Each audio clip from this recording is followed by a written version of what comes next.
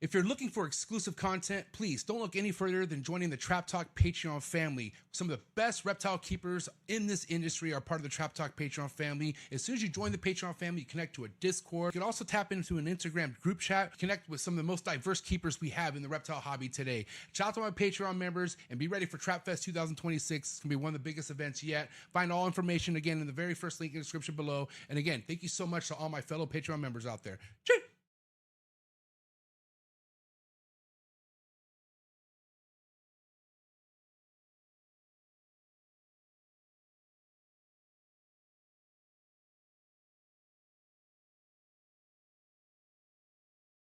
T-minus 30 seconds.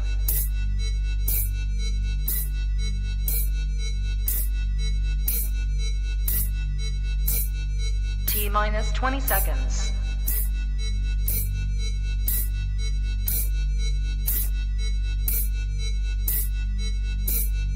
10, 9, 8, 7, 6, 5, 4, 3, 2, 1.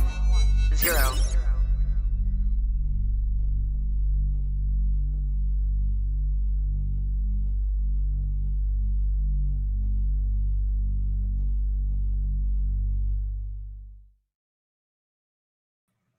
Trap Talk Reptile Network, coolest reptile network in the world, episode 748, back-to-back episode with your boy Vin Russo coming back. This is gonna be a great episode.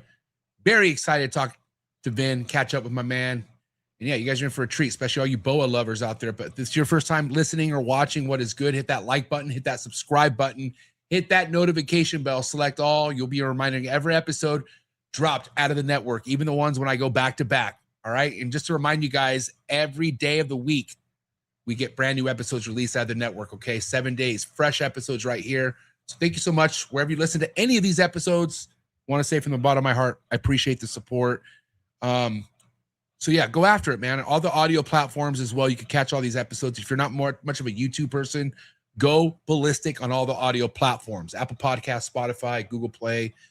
Appreciate, again, all the support. You guys are awesome. Shout out to people in the chats. Shout out to tonight's sponsor, ZooMed. Just under 50 years in the game, leading brand in the reptile industry.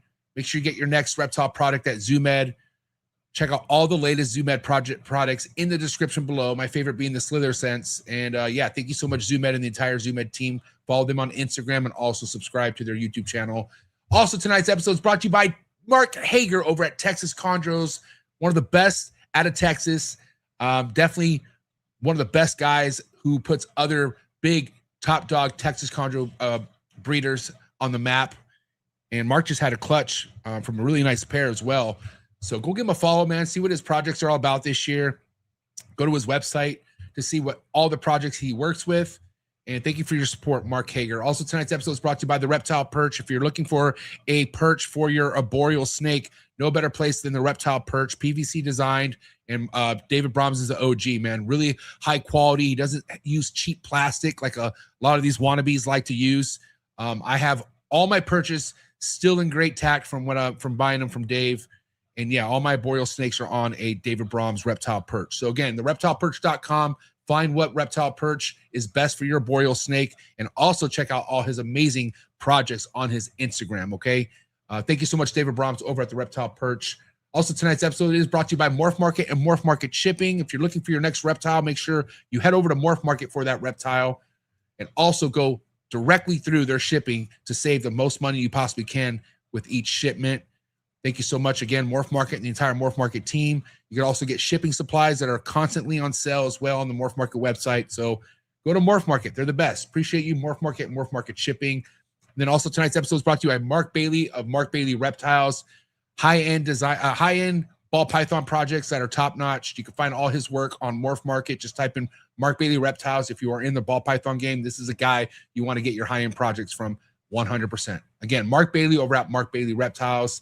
And then last but not least, shout out to Brian Susan over at Sundown Reptiles. Gahuas, gargoyle geckos, abronia, tree monitors, all can be found on Sundown Reptiles website and on his Instagram page. And he just came off of an awesome NARBC Tinley. So you can catch him at those major shows as well.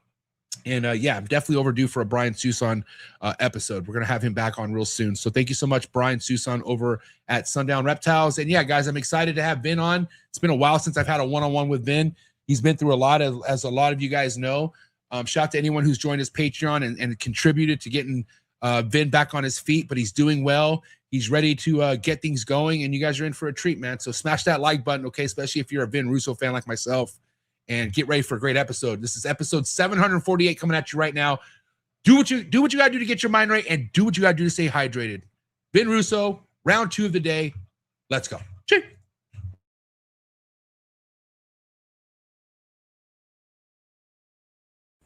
Good.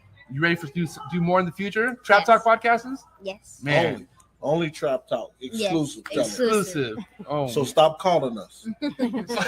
Scrub the spot, get the club to pop. When I come up with the crop, God love it or not. I'm hot from the hop to the scrub the spot, get the club to pop. When I come up with the scrub the spot, get the club to pop.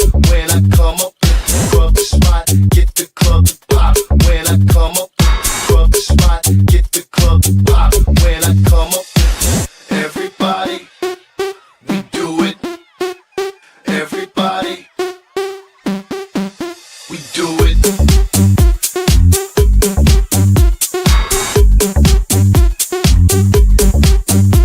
Do it.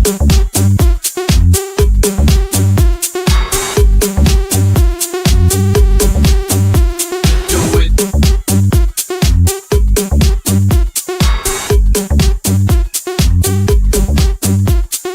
it.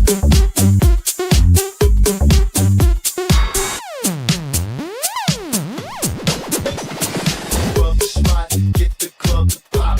When I come up with the scrub the spot, get the club to pop. When I come up with the scrub the spot, get the club to pop.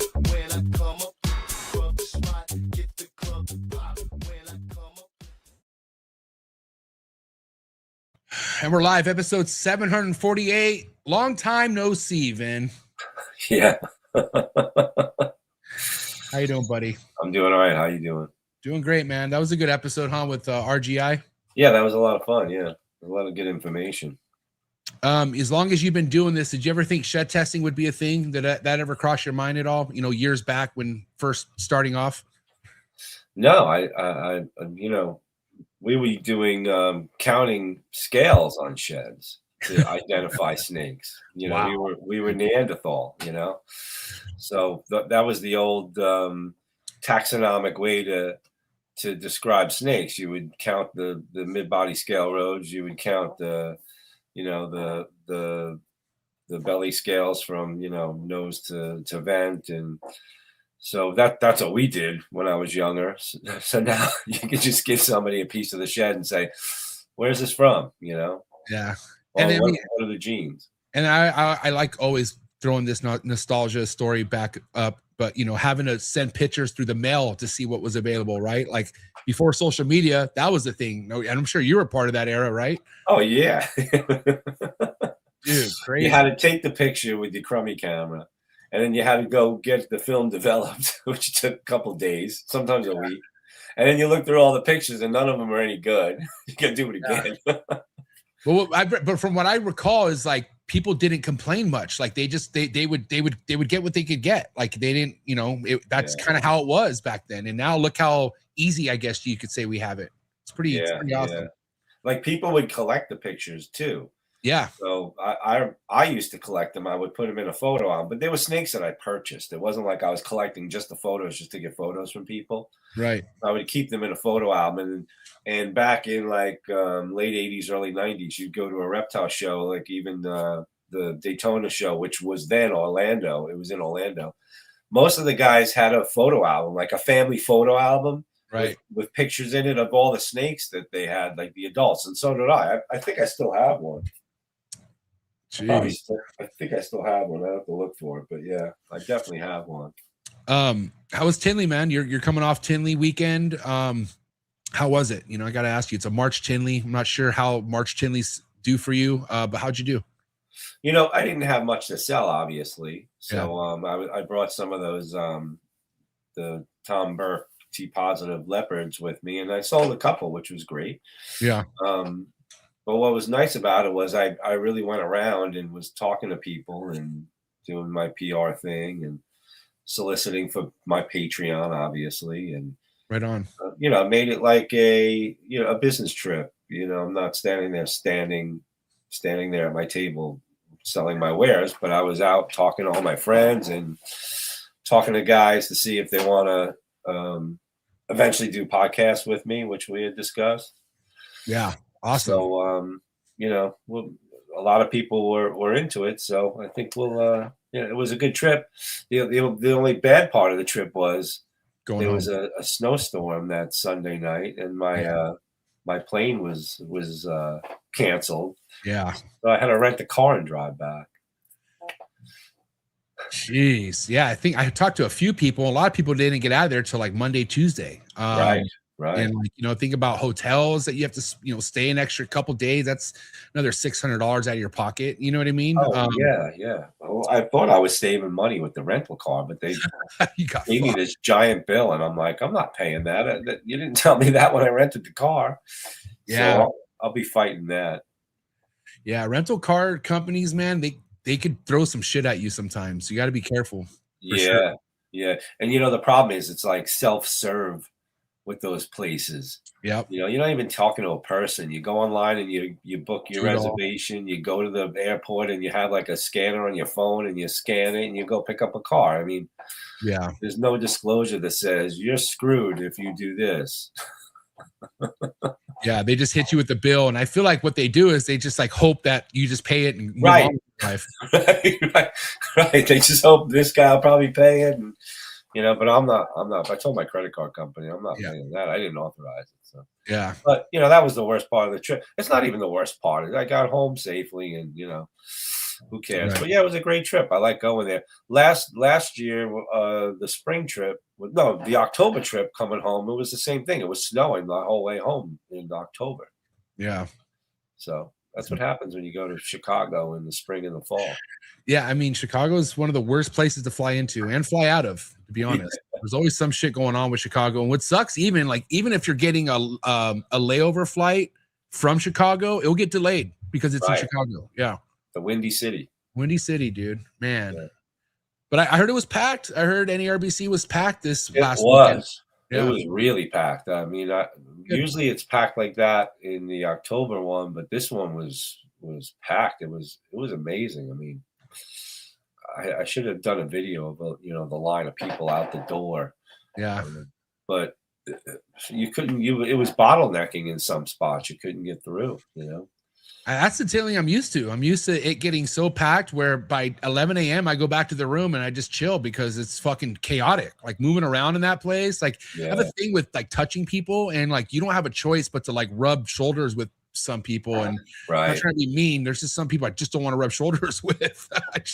And we were talking about this earlier today about the economy of the reptile business. Correct. I've always had my finger on the pulse of what was going on. And there's one thing that I noticed about this year so far. I noticed a lot of people that I know had, a job during COVID. The people that I know that had a job other than us breeding snakes, because we were in pretty good shape. I can't complain at all. Right. But people that had regular jobs, they are just now back to normal. So I think those people are the ones coming out and saying, now I want to buy some reptiles. You know what I mean? Right. They were the ones who, great example, a friend of mine had a business where they, do catering and stuff like that. And he was out of business. Nobody was catering events outdoors or in halls during COVID. So now he's like gangbusters. He can't even, he's so booked up. He's like real busy, Yeah.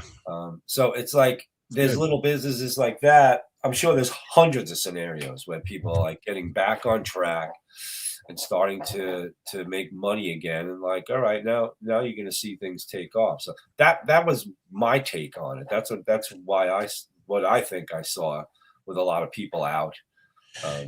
Yeah. And to kind of top on that, we also have the people who got so used to having to work from home. And when they got asked to go back to the office, they're like, no, I'm not going back to the office. So a lot of people ended up just quitting their jobs because they got so accustomed just wanting to be home.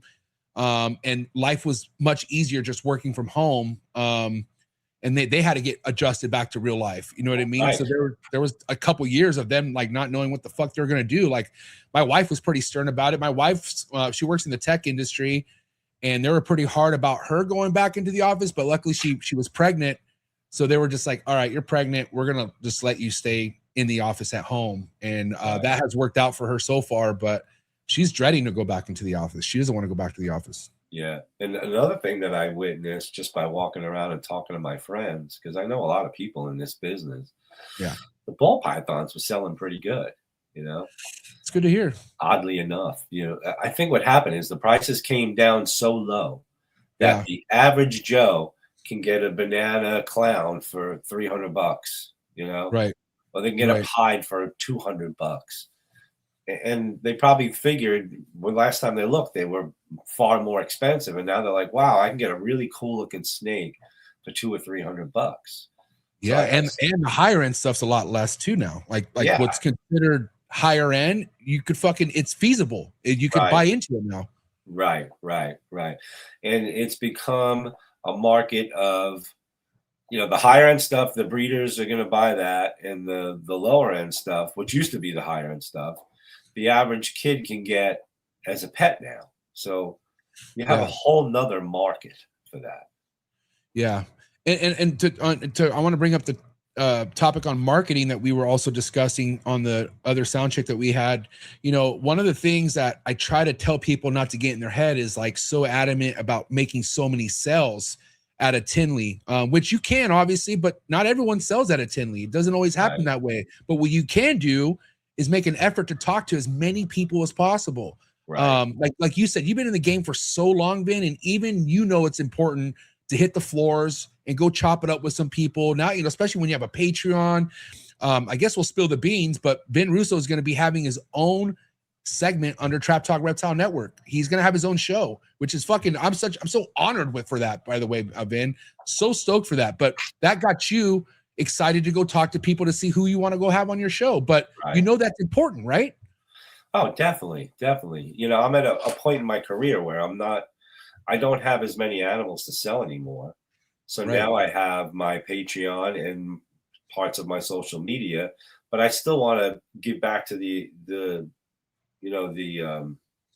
community by sharing my knowledge of what's going on, because I think there's so much false knowledge out there. There's so much fake knowledge out there, fake news, so to speak. Yes. You know, and I was in it, and I'm not bragging, but I've been doing this since I'm a teenager. I was going to reptile shows in the late 80s when nobody even knew what a reptile show was. I was breeding snakes when I was 15, 16. So I've been in front of this stuff my whole life. And I was there to see it go from nothing to this giant. I mean, think about me at like 18 years old, going to the first show I went to was Sunnyside Ballroom in Pennsylvania.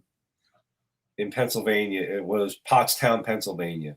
There was a reptile show there by hosted by a guy named Leonard Knapp. And I remember the first year going to that thing and thinking, wow, people are buying it. Everything I brought, I sold.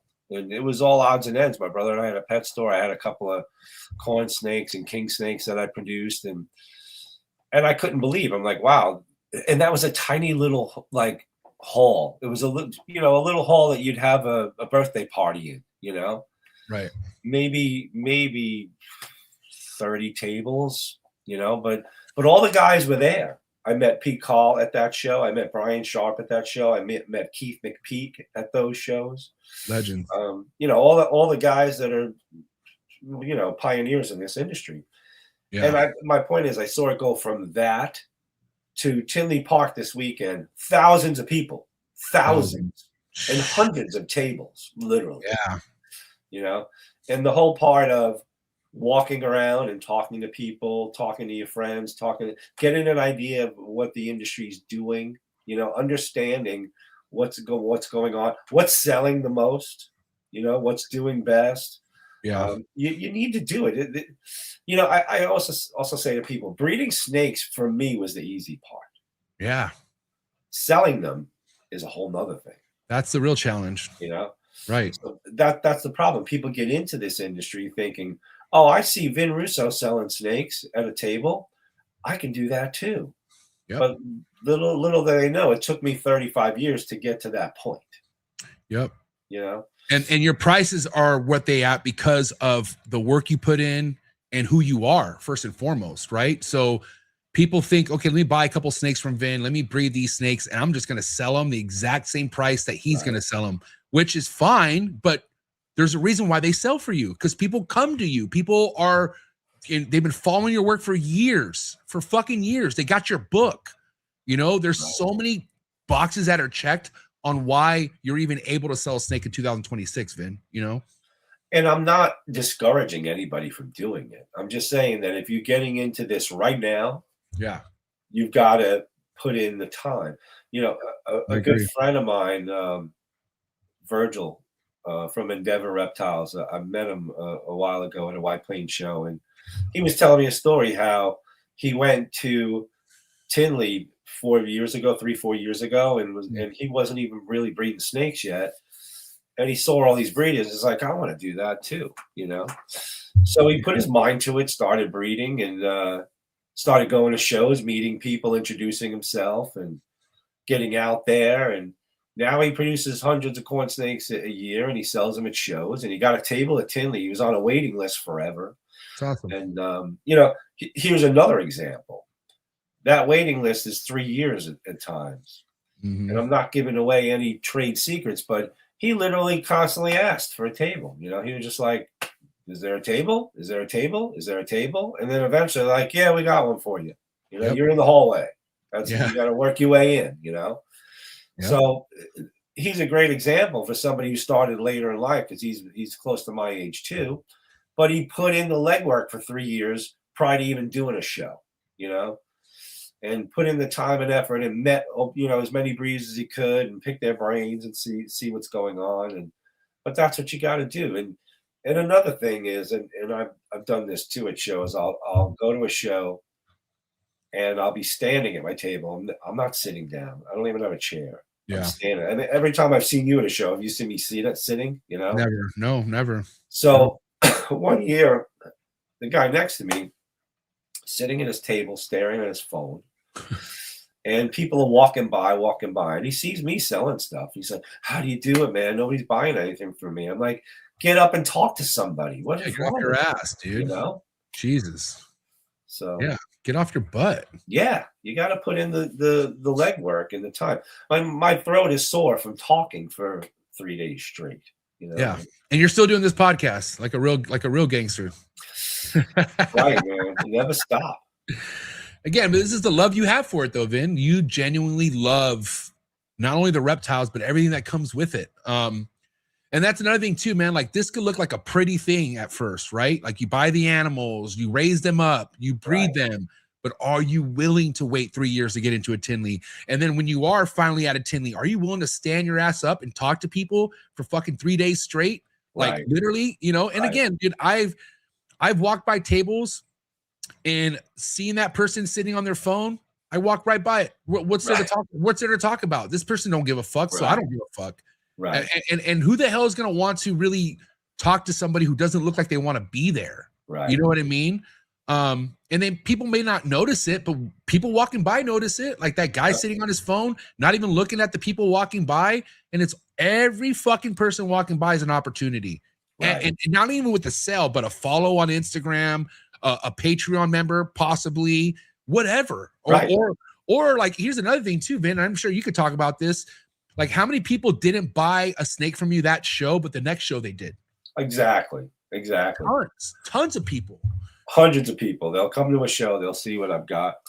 And months later, they'll email me and say, Vin, you know, I want a pair of these boas or something. So yeah, I learned that so long ago. I mean, so long ago, going to shows, you know, going to even the original Orlando show, the Wayne Hill Florida show. That was started in 1990. And I remember I was pretty new at the time. People didn't know me. Maybe a few people there knew me. And I walked around and just talked to people and introduced myself, you know? Yeah. Because back then there wasn't as many of us. So we all had a common ground, you know, this camaraderie, which we, amazingly enough, we still do. You still do. Yeah. Exactly. People go to you for a reason, Ben. Like they know why they're going to you, you know? And again, that's years in the making. Years in the making, right? Yeah. And I'm also, again, I'm not discouraging anybody from doing it. I just gave you an example of a friend of mine that did it in 3 or 4 years. But you need that time. And especially with boas, you need time to raise them up. You know, you're going to need 4 years to raise up a boa. It's patience, you know, it's discipline. That's like one of the main words I use is discipline, because you're constantly disciplining yourself to feed the snakes regularly, grow them up, get them to become mature and breed, and then show off the babies that you make from them. So, and with boas also, Vin, correct me if I'm wrong, they're not always a female that breeds year after year, right? Some females take a little bit of time off. I mean, it all varies, you would say, right? It definitely varies. It depends on the species and the size, but yeah, some of them don't go every year. Some do. Some males don't breed every year. You know, I always tell people have at least 2 or 3 males per female. Right. So let's kind of talk about how you bounced back, Vin. Obviously, you had a fucking disaster situation. What month was that happened? When did your fire happen? That was in July. July. Okay. Yeah. And that was, obviously that was hard, obviously seeing what you were going through. But even by the time October came around and I saw you, man, your spirit was already back up. Like you seemed like you were, like you had a game plan, right? You got the Patreon going, which I want to say, I put the link to Vin Russo's Patreon in the description below. Go join it. But that seemed to be going well for you. And it seems like a lot of people in the community wanted to come for you. Does that sound right? Does that seem 100%. Yeah, 100%. I mean, I'm like the luckiest guy in the world because, you know, one of my kids set up a GoFundMe, which I didn't want to do.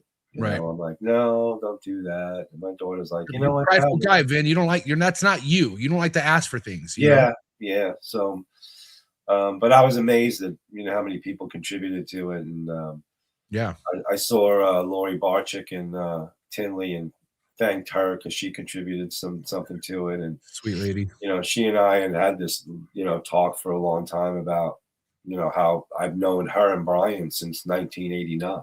You know. Wow. So it's like she said, we've known each other forever, you know.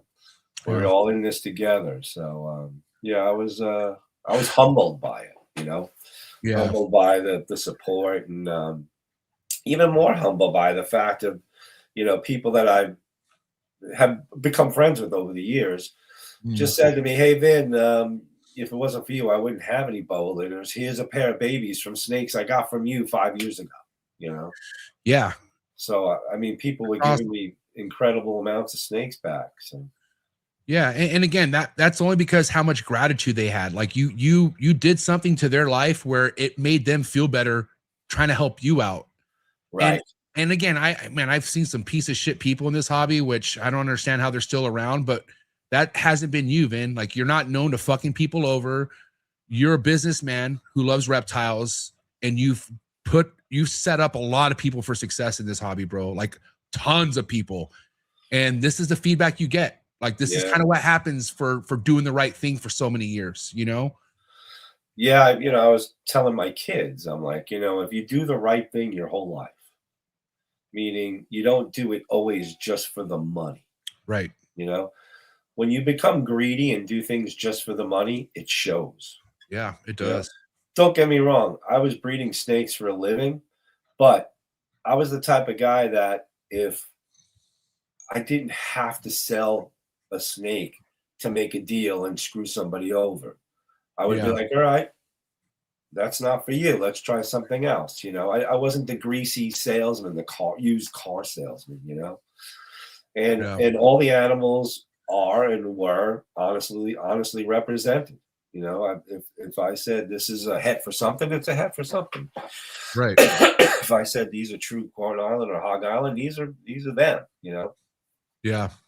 So, the lesson to my kids was if you run a business properly and you are passionate about something and it shows, it will pay off far more than the few $100 you tried to make, trying to do something stupid. You know what I mean? Right. So, and it did for me, it did for me. It didn't pay off monetarily. It paid off in accolades. It paid off in friendships. It paid off in lifetime friendships. I was saying to a friend of mine recently, excuse me, you're good, that when I was 14, I was going to a junior high. We called them junior high, not middle school. And I was the only kid in the whole school that knew even what reptiles were. Nobody knew it. Nobody had a reptile. Yeah. And then I moved when I was 15, and I was in a high school that was 5 times the size. And my first homeroom class, the first year in 10th grade, the kid sitting next to me had an Iron Maiden jacket on. I think I had a Metallica jacket on. I forget. The kid next to me is like, dude, I've got a boa and an iguana at home. And I'm like, what? It's like, I'm like, I got a boa and some, corn snakes. So we became great friends. He's like, you got to meet this other kid, Chris. So we meet this kid, Chris. He's like, he's got a whole room in his house with snakes in it. Wow. So between him, those two, and one other kid, there was a total of 4 of us that were reptile geeks. Now, if I hadn't met those guys because of reptiles, I probably wouldn't be sitting here right now talking to you. That's so true, man. I had taken another turn, So, and then I can't even count how many people I met through the reptile world that I talk to literally every day. Talk to them all the time. Yeah. I met Eugene in 1987. Fuck, what a guy. Yeah. I met Gus Renfro in like 1990. I'm trying to remember the date. It was sometime in the mid 90s, I guess. What year did you graduate high school, Vin? 87. So you graduated 87, and then at that point, did you already know you wanted to do this as a business? Like, or was that already like a thing for you, or did you? Yeah. Okay, go ahead. Because in 87, my brother and I had a reptile store. That's right. Okay. And we were selling, mostly wild caught reptiles and a few captive born that I would make. But what was the name of the store? It was called Exotic Specialties. It was in Farmingdale. Wow. Holy shit.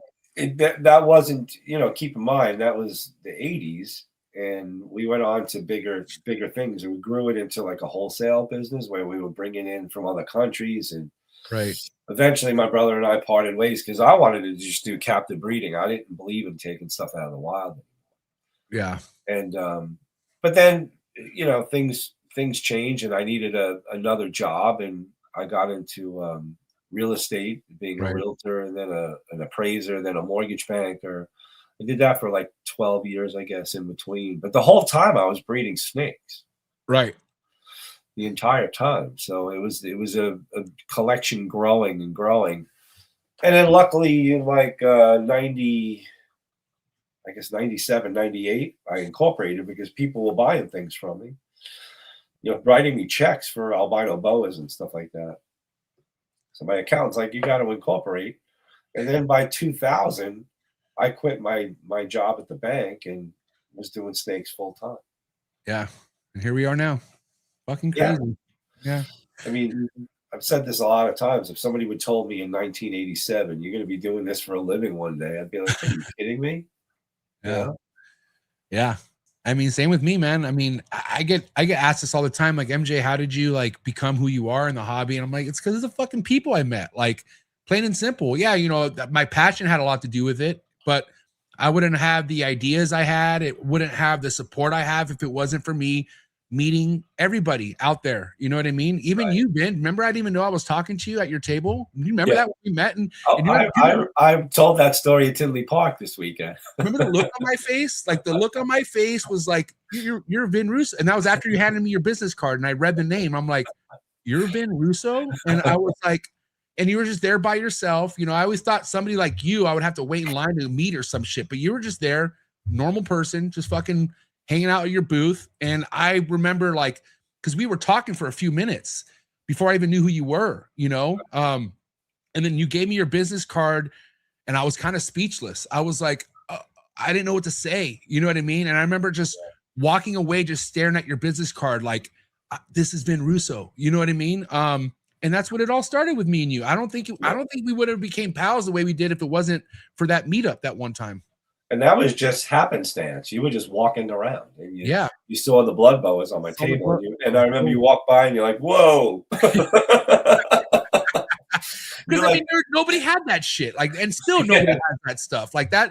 That's another reason why I always tell people, go to a fucking Tinley, go where you can see somebody you normally can't see in your area, because you're gonna see some fucking crazy snakes. Yeah. And your shit to this day stands out, man. And again, I'll take certain stories like that to my grave, because, you know, I'm somebody who like, I get fired up, you know, and I'm mainly somebody who gets fired up based off my experiences, and that experience will always live with me, Vin. It always will. Mainly because like how you confided in me and we became pals, you know, and you don't really know how people are when you don't really understand the hobby. Like I get people who say, "Oh, MJ, I wanted to say hi to you, but I wasn't sure." Like, and I'm like, dude, just come say hi to me. Like, I'm fucking cool as shit. Like, you know, and I'm just a person, you know, and that's what all these people are in the hobby. We're just normal dudes who love fucking snakes. And you know, I'm not gonna say everyone's as nice as you were to me, Vin. Some people do have a fucking chip on their shoulders, but that doesn't mean you let that affect your experience. You know, like everyone has certain people they mesh with, you know, and there's a lot of people I don't mesh with, but at the end of the day, like I don't focus on that. I focus on the people I do mesh with. And I feel like you do the same, right? Like you're only really focused on like-minded individuals. Yeah, I learned a long time ago that if you keep negative people in your life, does you no good. Yeah. And it rubs off on your life, like on everything you do. You know what I mean? Yeah, like when I was in the mortgage banking business, I was in charge of sales, and the sales were you were selling mortgages to real estate brokers, attorneys, title companies. What I mean by selling is you were saying to them, "Give me your customers that need a mortgage, and I'll close the deals, and you'll get paid the commissions on the houses selling, like on realtors and stuff like that."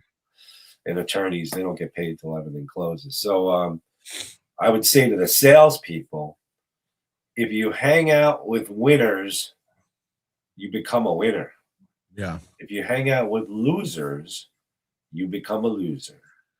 And if you hang out with positive people, you become positive. If you hang out with negative people, you become negative. Yeah. So, I mean, even studies have been done on this. And I used to go to these seminars run by Anthony Robbins, who's still around, and Zig Ziglar. They were motivational speakers. Yeah. And they did these little experiments with people. They would take groups of salespeople from a real estate office, and they'd put one rotten apple in the group, like a real negative asshole. And they'd have that group compete against another group of realtors who had all positive people. And the group with the one negative guy, all those people were positive at one point and all star salespeople, but that one negative guy in that little group of realtors screwed up everything. Yeah, they all were hating each other by the end of their little experiment, and nobody really succeeded because you had one negative asshole. But if you got all positive people working with each other, saying, "Yeah, you can do this. Let's do this. Let's go." Again, you're feeding off of each other the energy of being positive, then you succeed. So it's no different with the reptile industry. Yeah, that's what we call the bottom feeders. And I've had this term when I tried getting canceled by the bottom feeders a couple years back. And mainly it was a bunch of fucking sourpuss motherfucking breeders who never found success, but for some reason wanted to stick around the hobby still. And all they would do is throw stones in the comments. And wherever like somebody was talking about something positive, there they are fucking creating their negativity. And that's fine. You don't have to partake in it, but God damn it, man. Like you hang out with people like that, you become people like that.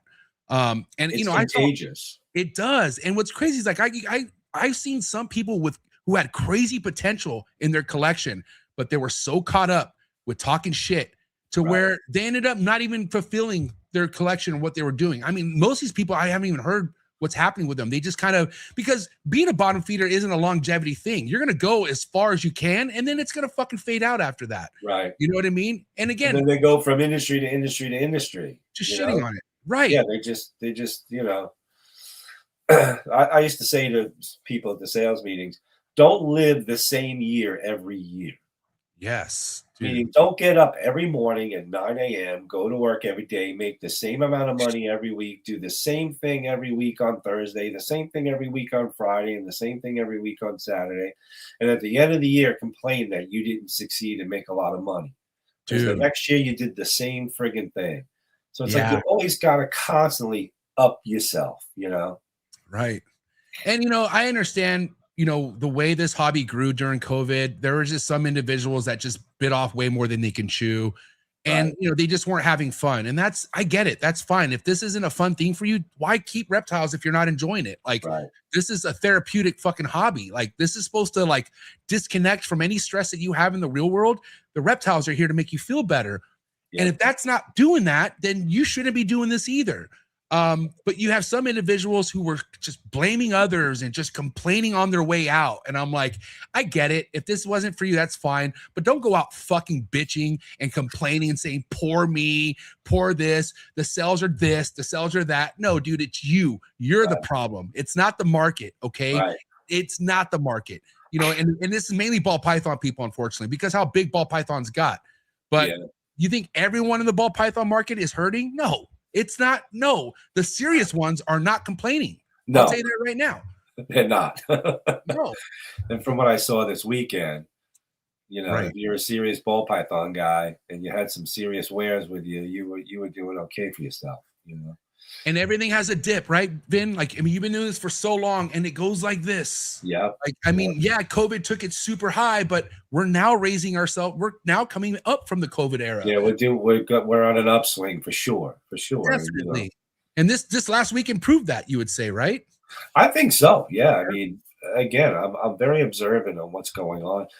Another thing you can look for at a reptile show is how many people you see walking around holding a cup with a snake in it. You know, because they bought it, they got it in their hand. They're walking through the show with it.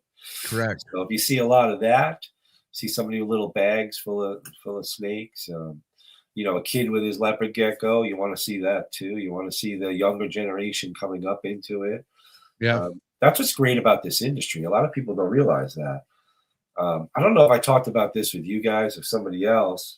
But I was in the, you know, I was really into tropical fish as a kid, and I would go to the fish stores all the time. And I belonged to the aquarium society. And when I was a kid, there was a lot of kids involved in aquarium fish. Now, I still belong to a local aquarium society, but I think the youngest guy there is like 48. You know, it's all older guys from my generation and even older than me that are still doing fish for fun. There's no kids. You know, and the difference is with our industry, reptiles, there's tons of kids. Yeah, that's our future. Yeah, there's so many kids in this industry, and that's a perfect way to look at a business. Is this business going to be around in 10 years? How many 10-year-olds are walking around at a show with their parents wanting a leopard gecko or a corn snake or even a boa, you know? Yeah. And when you see those kids walking around, that's how you know this is an industry that's going to keep regrowing and recycling. It's just going to keep going. So that's important to see. And I see that more than ever now. And that's a question I like to ask. Like, if I have somebody on the show that I haven't talked to before, Vin, I don't know their story. I want to know why they got into reptiles. And if I had a fucking nickel for every time I heard someone getting into reptiles because of their kids wanted it, I'd be a millionaire, dude, because a lot of the people who are currently in this hobby today, they're doing it because their kids were into it. And then they realize, oh shit, there's some grown ass people doing this and it's fun. Yeah. Yeah. It is fun. You know, it is fun. It's fucking amazing. If you're passionate about something and it shows, and you're meeting good people and good friends. I mean, I can't tell you how many people I see at the shows and walk around, and I know a lot of people, and they're all good friends. You know, they're people that I would say, now I'm a man of many acquaintances and few friends, but I would say most of the friends that I have in my life now are people I met through the reptile industry, you know? Yeah. And again, man, it's the second best part of why reptiles are so awesome is the people. Obviously, reptiles are why we're here, Right. but it's the people. Like so many inspiring individuals that have been doing this for decades. And again, I was like you, Vin. Like I grew up with the only guy having a snake. Like I never had another friend that had a snake. I was just the only one. I was the Lone Ranger, which I kind of liked because people would freak out. Like, you got a snake? And they would all come over, and my dad would bring my snake to the class and, you know, try to feed my ball python. It would never eat, of course, but you know, whatever, like he would try. And so, and it was always the topic of like the day of like, oh man, Michael brought his snake to school. But you know, as I was growing older, I never met anybody until I got into my early 30s and I found Barcheck. And if it wasn't for Barcheck's YouTube videos, Right, I would have never been, I probably would have gone on and done whatever I was doing in my life, which wasn't good for me at that time. But right, I say this so many times, the snake game saved me, dude. It saved me because I was looking for something else. Like I didn't want to continue the life path that I was going down, and I wanted better people in my life. I just didn't know where to look. You know what I mean? Because I am a loyal person. I still love my old friends that I don't really see much because, you know, we have that history, but I needed something different. And finding Barcheck's YouTube videos was everything to me, dude. Everything. And that's why, you know, being so shocked seeing news, because Barcheck to me, you know, especially after going, I think months of just fucking watching his videos every day, he was like a WWF superstar to me. Like he was somebody that important. I never thought I would ever meet him, let alone have his number in my fucking phone book, never let alone be at his house, have dinner with him and his family. Like none of that shit I saw happening. But once all that stuff happening, all it did was fuel my fire, dude. You know what I mean? And again, that's why I was always so loyal to Brian, because I never forgot what he did for me. And then again, like having your book and then meeting you, like, you know what I mean? Like boas became a huge fucking passion for me. And your book, I couldn't put your book down for a long time. And again, never even thinking I would meet you. I never thought like, man, that I could have sworn, you know, this author of this book, what are the odds of me getting to meet this guy? You know what I mean? Because normally when you're reading somebody's book, how many times do you meet the author? It doesn't happen. You know what I mean? And if even go further, fucking Greg Maxwell, another good friend of mine. You know, I got the More Complete Chondro book, which was another book I still can't put down to this day. And Greg is coming his second time to Trap Fest, to my house. You know what I mean? That guy could do many other things, but he wants to come all the way from Ohio to my house to hang out with a bunch of fucking friends. You know what I mean? By the way, Vin, you know, you're more than welcome to come to Trap Fest in May if you want. I don't know if your schedule's busy, but would love to have you. You're always invited to my parties I throw once a year. But yeah, dude, like I take, and this is why I get so passionately worked up, because that's how much this shit means to me, Vin. And again, like when someone asks me how do you get so passionate about it? I can't answer that. Like I have it because what it does for me. And you know, you can't teach passion, Vin. Like either you want it or you don't want it, you know? I think you either have it or you don't, you know? Right. And It's that's like another the thing. it factor. You know, it's either there or it's not. You can't make it happen. And you can't know if it's a factor for the first year doing this. Like, that's what I'm saying. Like, you got a lot of people who are excited to be in the hobby, but it's like they're going so deep and so fast off their first year. And it's like, well, how do you know this is really what it's meant to be for you on your first year? Like, do you know you want it that bad? And again, some people do, but you can't. I mean, time tells everything. And really, like, you know, you could say you want to breed this and that, but how many things have to be in your favor for you to even have breeding success? I mean, we just said breeding's the easiest thing right now, but even breeding isn't something that's guaranteed, right, Vin? No. And I only say that because I've been doing it so long that now it's become the easy part. And I'm not, you know, I'm not going to, you know, I'm not going to jinx myself by saying, oh, they're the easiest things in the world to breed. You got to be nuts if you can't do it. No, that's not the case. When you do something so long for so many years, you kind of just, it becomes natural nature. You know, it's natural. You can do it's in your head. Yeah. So that's why I say it's easy. But when somebody, you know, you've got to crawl before you can walk and run. And I think a lot of these people, we keep using the example ball python people, even though Dude, right now it's chondro people. I mean, you should see how many ball python people that it didn't work out for them are getting into chondros now, and now they have financial breeding plans with chondros. Okay, Vin, are you fucking kidding me? You have a financial goal with chondros? Never happened. The fuck? Oh my god! Get your head out of the gutters. The good thing, go ahead. You know, the good thing about chondros is that they're not easy. Yeah. and they will fucking hurt you. They will literally fucking do something to that heart of yours. Right. If you treat chondros like you treated your ball pythons and feed the hell out of them, you're not getting anything. No. You know? My gosh, man. That's not how it goes. You cannot look at them and say, you know, I say this all the time. If I set up 100 ball python females a year that I knew were breeding size and age, I know I can get 95 clutches. I know I could. Right. But if I set up 10 or 20 chondro females, if I get 5 to 10, I'd be lucky, you know? Yeah. So it's like, they're not the easiest things. And again, get 5 to 10, you're lucky, and you get 5 to 10 clutches that hatch is even luckier, you know? So there's just too many compensating factors in the whole thing. And to say you're going to switch, I'm going to switch from ball pythons to chondros tomorrow, and I'm going to make lots of money. Well, it's worth a try, but it's not that easy. You know? And it's, you know, I hate to say it, but sometimes I blame even my own podcast because we make it seem like it's that easy, like it's that straightforward. Even though I preach all the horror stories all the time, but people think, oh, all I need is 20 chondros to make a good living off of it. Like that's all you need. And this is coming from someone who has 300 ball pythons, right, who obviously they're in a position where they don't want to be there because they can't sell their shit. So they think, well, fuck my 300 ball pythons. I'll just get 20 chondros and have a successful living off 20 chondros. Yeah, well, you and I both know that doesn't really happen. But let them try, let them figure it out. You know, oh yeah, I got my popcorn, man. I'm just waiting for the two trains to just go. Yeah, yeah. You know what I mean? And I don't say that to discourage people, but I'm just telling what the feedback I'm getting. Okay. Right. And even, like I said, last year I sold a lot of chondros and it was to a lot of ball python people.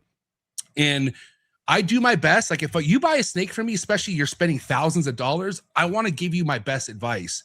But you want to know how you lose my best advice? Fucking arrogance. Once you hit me with some, oh, well, that's not how I'm going to do it. Or like, no, I don't think that's right. All right. You got it all figured out. Oh, I know what you mean, because think about it. I've been doing this my whole life and I get plenty of people telling me, oh, I do it different. Like, all right, do it different. Sure, hey, pal. Why do you think Eugene doesn't breed chondros anymore? he's over it. he's a commercial breeder. Yeah. That is a snake farm. And he realized years ago, 20 years ago, that they're not economically feasible, meaning he's not going to put all his eggs in the chondro basket. He'd rather do corn snakes and king snakes and ball pythons, which are easy to breed and easy to sell. So he saw that there was too many variables with the chondros, that if he was to depend on them for income, he might be in trouble. So he went a different direction. And that was, again, more than 20 years ago. So, for me, chondros, I love chondros, and I have some. That's one of your favorite species, isn't it? Yeah, but to me, they are my, like you were saying before, those are the things that get my feet on the floor in the morning. Those are the things that make me happy. Those are the things I'm passionate about. Obviously, boas are way up there, but to me, chondros are just something that are totally cool, and I was, got good at it, and I love them. So it's something I'm gonna, the older I get, the more I'm like, I want to do things that I really enjoy now, And the thing with chondros, and even with boas, Vin, like you've been doing boas for so long to where, again, not that it doesn't excite you, but when you have that much success, like you don't need an ultrasound. You know when a snake is building, you know when shit's about to happen at a certain point because Yeah. you know the numbers is everything. When you have that many reps on a snake and it's been happening year after year and you've had success, yeah, it becomes second nature. Right. But the chondros have a way to just keep you fucking like guessing, and it has a way to just check your ass. You know what I mean? Yeah. Yeah, I it do. keeps I you know on your exactly toes. what you mean. Yeah. Yeah. And that's what kind of drives you, right? I mean, and I feel like complacency, like when you get complacent, it fucks you up, dude. Like when you're in a place where you're like, oh, this is easy. I could do this. Ball python. Yeah, Murphy's Law takes over and it kicks you in the ass. Right. You know, and I'm somebody who I'd rather get my ass kicked versus fucking just having it be so easy because I like being challenged first and foremost. Yeah. And with chondros, what's crazy, a lot of people don't think, I mean, a lot of people don't know this, but my first clutch ever was a chondro clutch, and it was a disaster, but it was a chondro clutch. Right. And I'll never forget seeing the eggs, pulling them, being so happy. My buddy told me, hey, the way she laid those eggs, they're all going to go bad. They're not good. And I'm looking at them like they look white. I'm like, what are you talking about, man? There's fucking 23 eggs right here. I can at least get half of them to hatch. They all went bad, one by one, every single one. And he told me, he's like, dude, he's like, I've been doing this and letting you know, like, chondros are not for the faint at heart. Like, No. it's just not that easy with them, you know? Right when you think you got it, you don't. Yep. They're way too delicate, you know?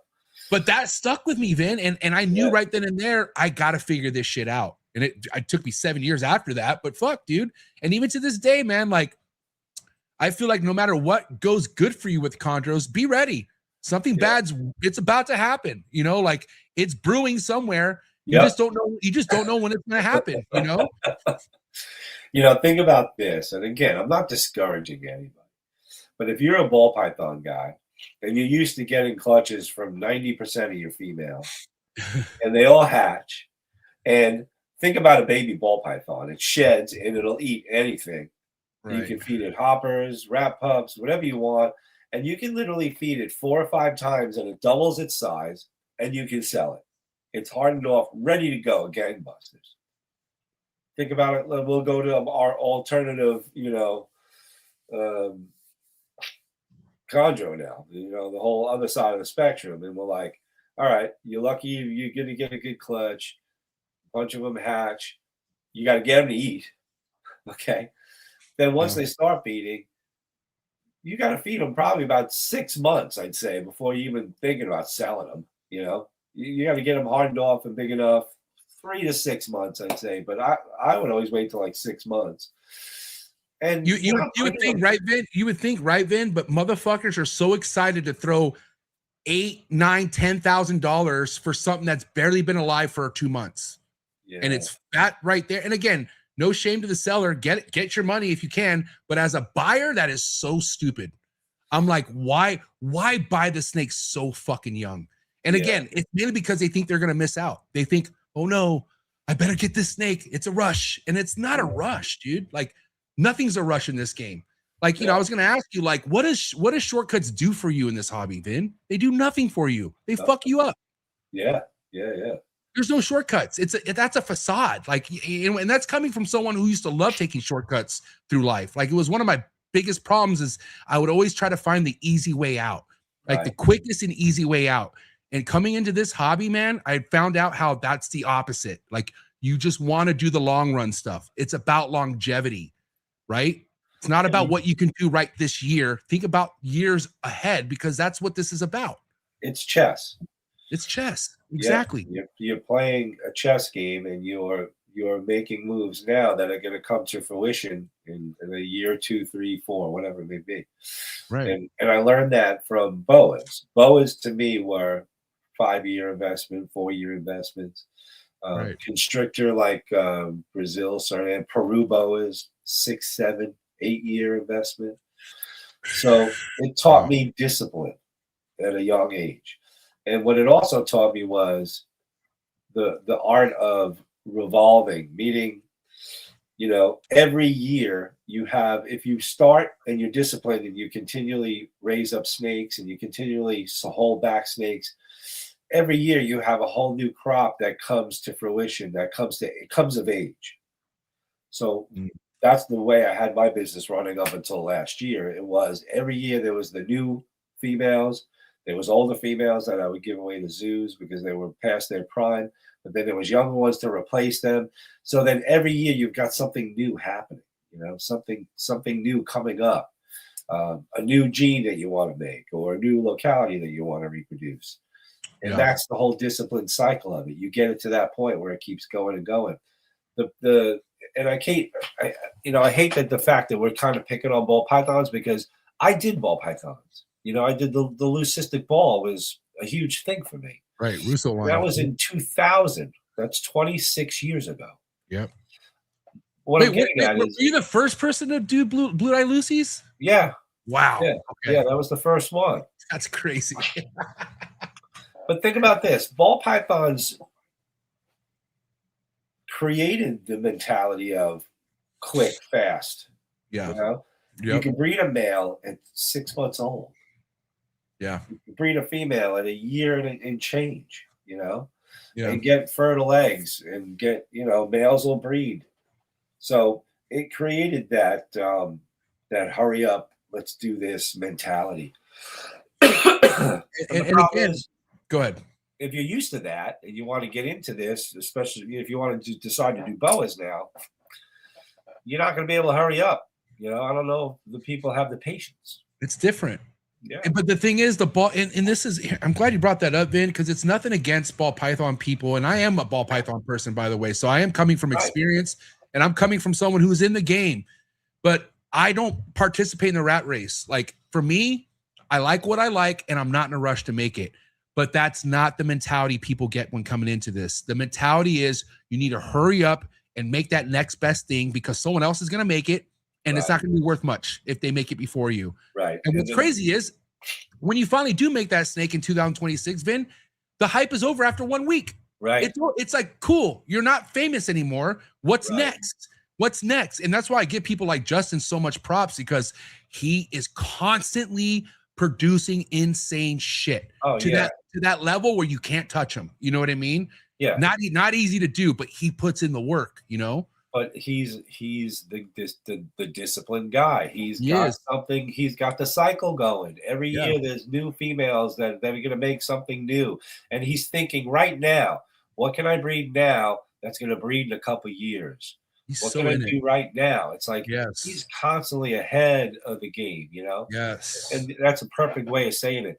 Yeah, you're not catching up with that guy. No, because and then on top of everything you just said, his passion. Like he fucking loves this shit. He lives and breathes it. And that's what I did with boas, you know. I've heard stories of Justin walking around tables in 2003, 2020, 2002, and people were making fun of him. Like people like they like Ralph Davis and shit.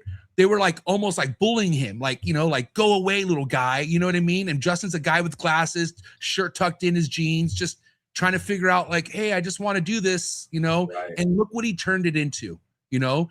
And that's another thing. You don't know where that next Justin is out there, you know? Yeah, he is on his own fucking planet, but he ain't going to be here forever. And that next Justin's out there right now, you know? And that's why another reason why you should be careful with the people that are beneath you for now. You know what I mean? And what I mean by that, success-wise, like treat people how they should be treated because you just never fucking know. You really don't. You don't. You have no idea, you know?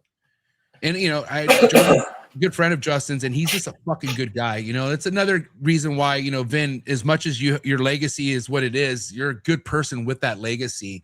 And there are plenty of legacies out there where those people aren't as good as their legacy. There's some piece of shit people out there. Let's be real. But, you know, Justin, you know, I feel like at least the ball python game has a leader that is a fucking good hearted, level head person. You know what I mean? And you know, it's something to be proud about in the ball python game is like you got somebody who sets the bar the way it should be set, where all it does is inspire and puts people on a better fucking path, you know? Yeah, they say mimicry is the highest form of flattery. I saw a lot of guys trying to be Justin Kobilka at that Tinley Park show this weekend, you know? Oh, yeah. A lot of guys trying, but again, I'm not going to discourage them. They could be the next big thing one day, but you can't catch that guy. Yeah.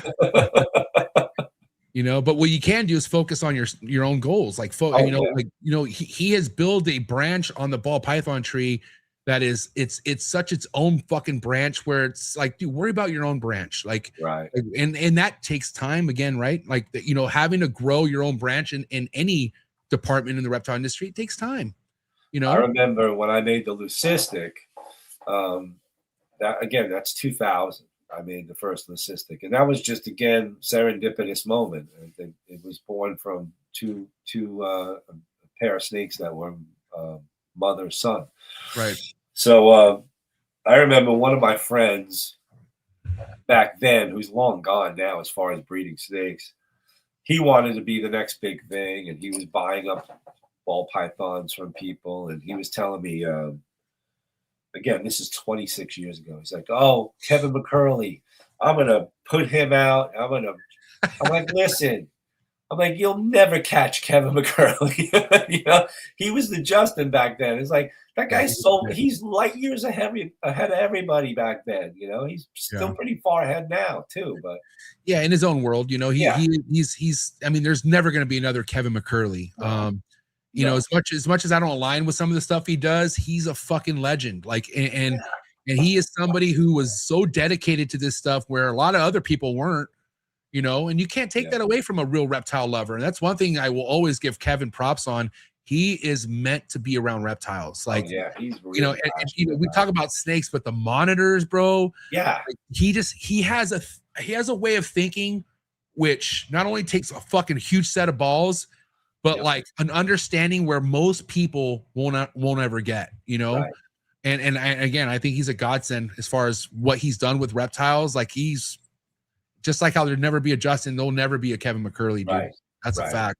You're not catching that guy either. You know? The thing about Kevin in his prime, going back to where people were bullying Justin and not really giving him the time of day, nobody saw it coming. Nobody ever saw Justin being who he is today. Right. But it happened.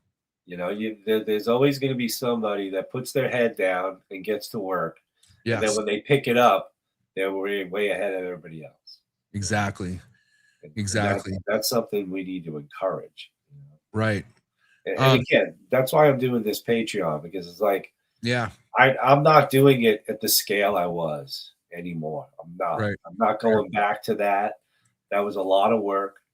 You know, I had a huge collection of animals, which was a huge undertaking in time and effort. Do I miss it? Yes. Do I want to do it again after not doing it? I'm like, I don't know if I want to do that again, but I'm going to do it on a much smaller scale. But what I need to teach people is that bigger is not always better, you know? Yeah. You know, being the largest producer of something is not better.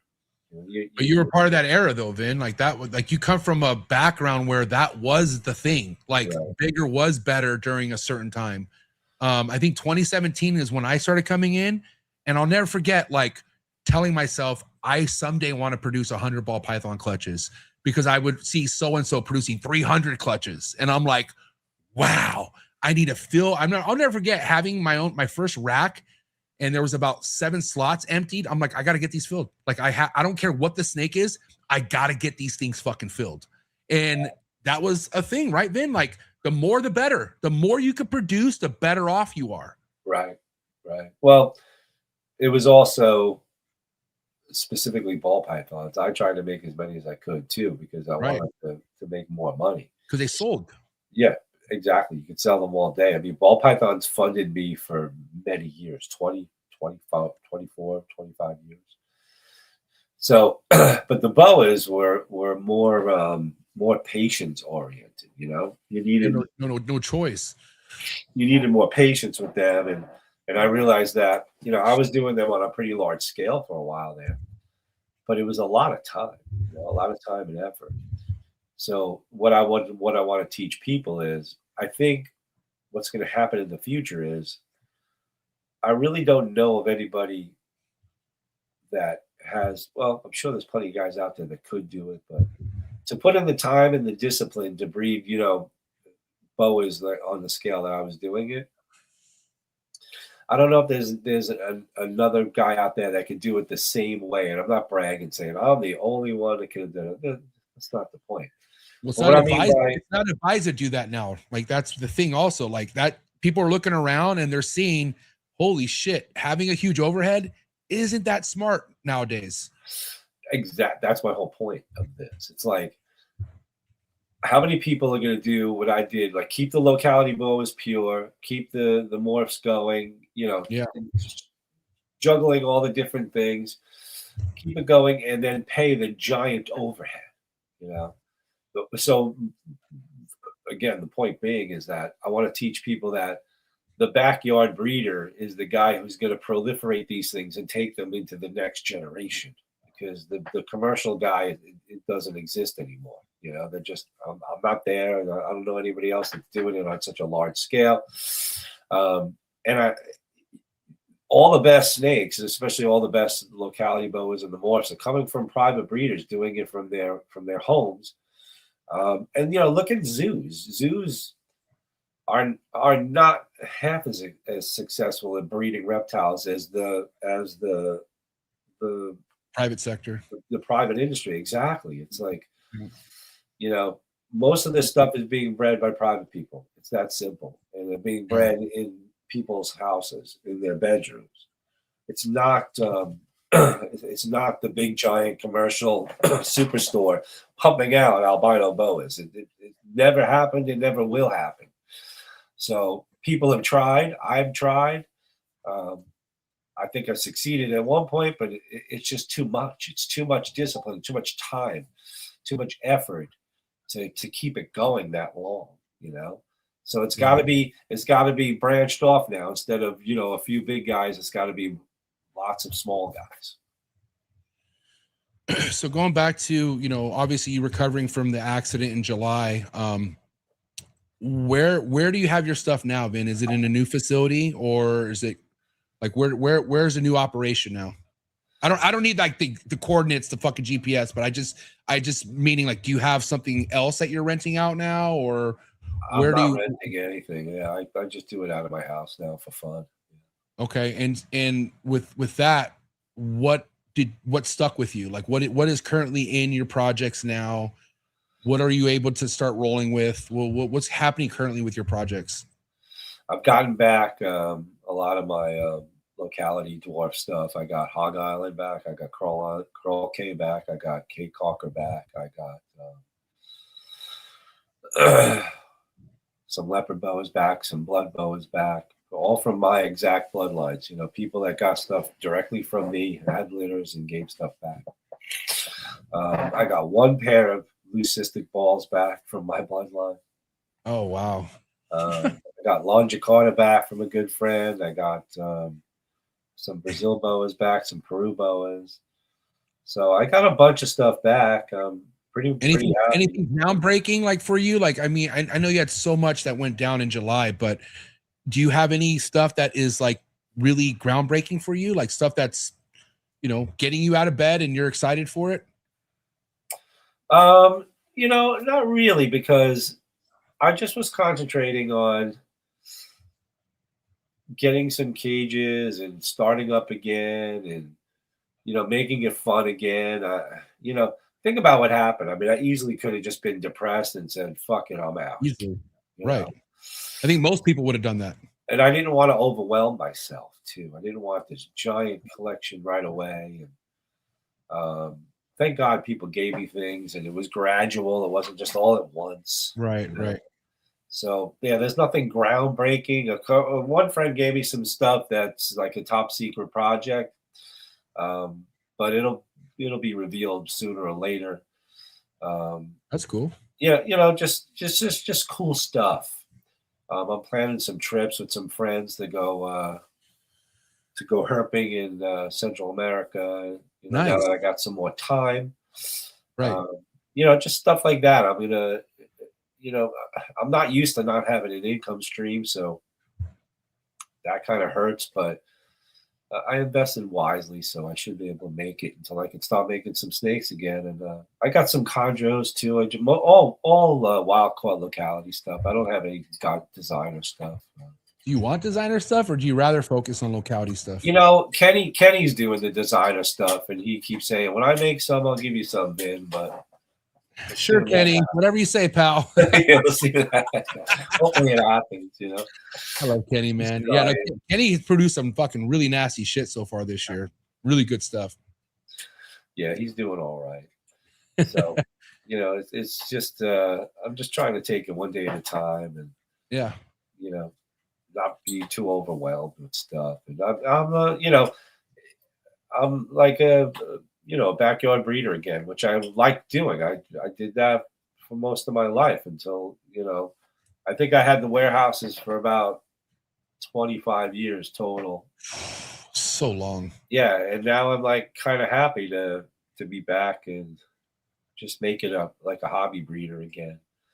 So was it just the overall love for the reptiles that kept you in it? You know, again, kind of going back to where like the easy route would have just been, you know, kind of hang in your coat and just enjoy the rest of your life. But inside you, what made you tell yourself, I'm not done, Ben? You know, what made me tell myself was the fact that, you know, when my kids started that GoFundMe, the overwhelming response of people, they all wrote messages too. Yeah. You know? Like, Vin, if it wasn't for you, I wouldn't have this. Vin, it's so, you know, it feels good to help you out. You know, you're an, you know, an icon in the industry. You're a legend. And, you know, kind of, you could go to your head, but I didn't let it go to my head because I just think I'm a regular guy. But, and again, I kept saying to my kids, I said, this is a lesson to learn for yourselves too. You know, you do the right thing, you do right by people. When you really are down and out and you need help, then you'll see who your real friends are, you know. And I was lucky enough that most of the people I met in this business, right down to people that I may have met once, were my friends, you know. Yeah. I use this phrase all the time. I tell people I felt like George Bailey from the movie It's a Wonderful Life. Yeah, good movie. So the older people would understand that you know, that phrase, but yeah, that's how I felt. Yeah. So that kind of gave you your juice back, right? I got kind of what. Oh, definitely, yeah. Because I was like, if you had talked to me in the end of July, I was out of it. You know, dude, I had so many people call me.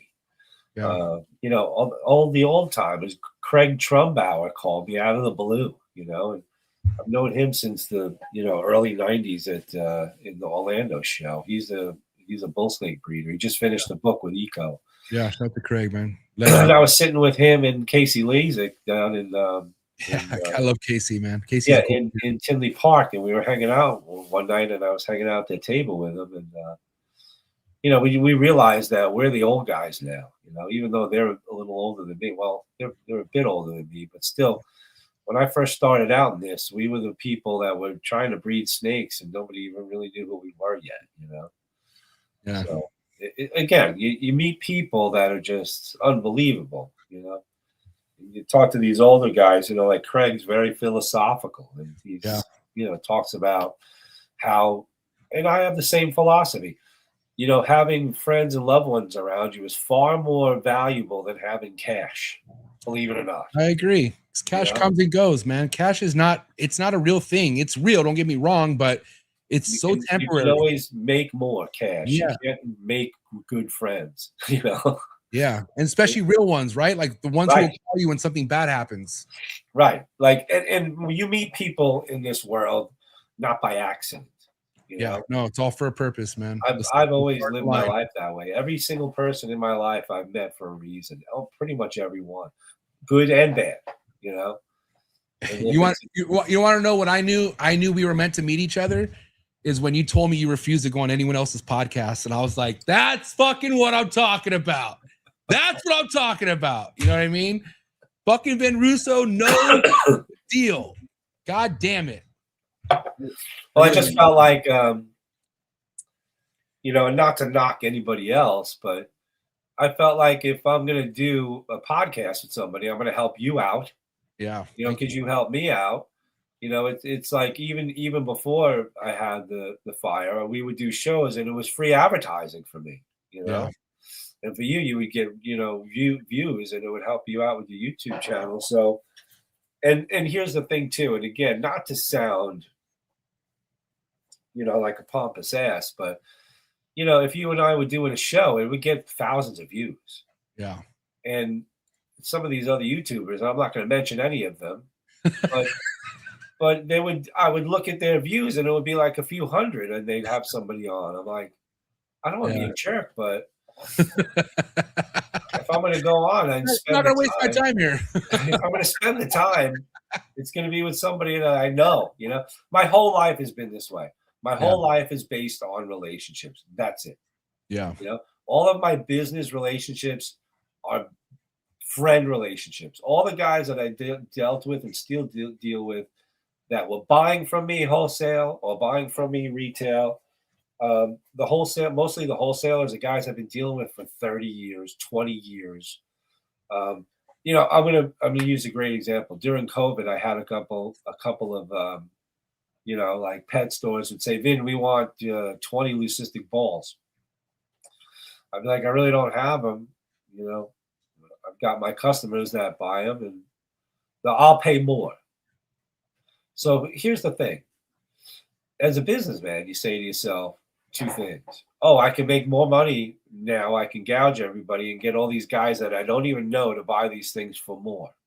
But I've got my guys that are buying from me for 20 years, and I'm going to tell them, oh, listen, I'm out of leucistics. I know you usually buy 50 or 100 of them, and I have none now because I'm selling them to these clowns. They're going to pay me $50 more each. But what happens is those clowns are gone in a year, and the guy that you screwed, who you've known for 20 years, is mad at you. So it's poor business practice to do things like that. So I kept my prices the same during COVID, and I sold all of my buddies and guys that I've known forever. And I still see them, you know, I still talk to them. They still, if I had stuff, they'd buy it from me, you know, they're still my friends, you know, they're still in it. Right.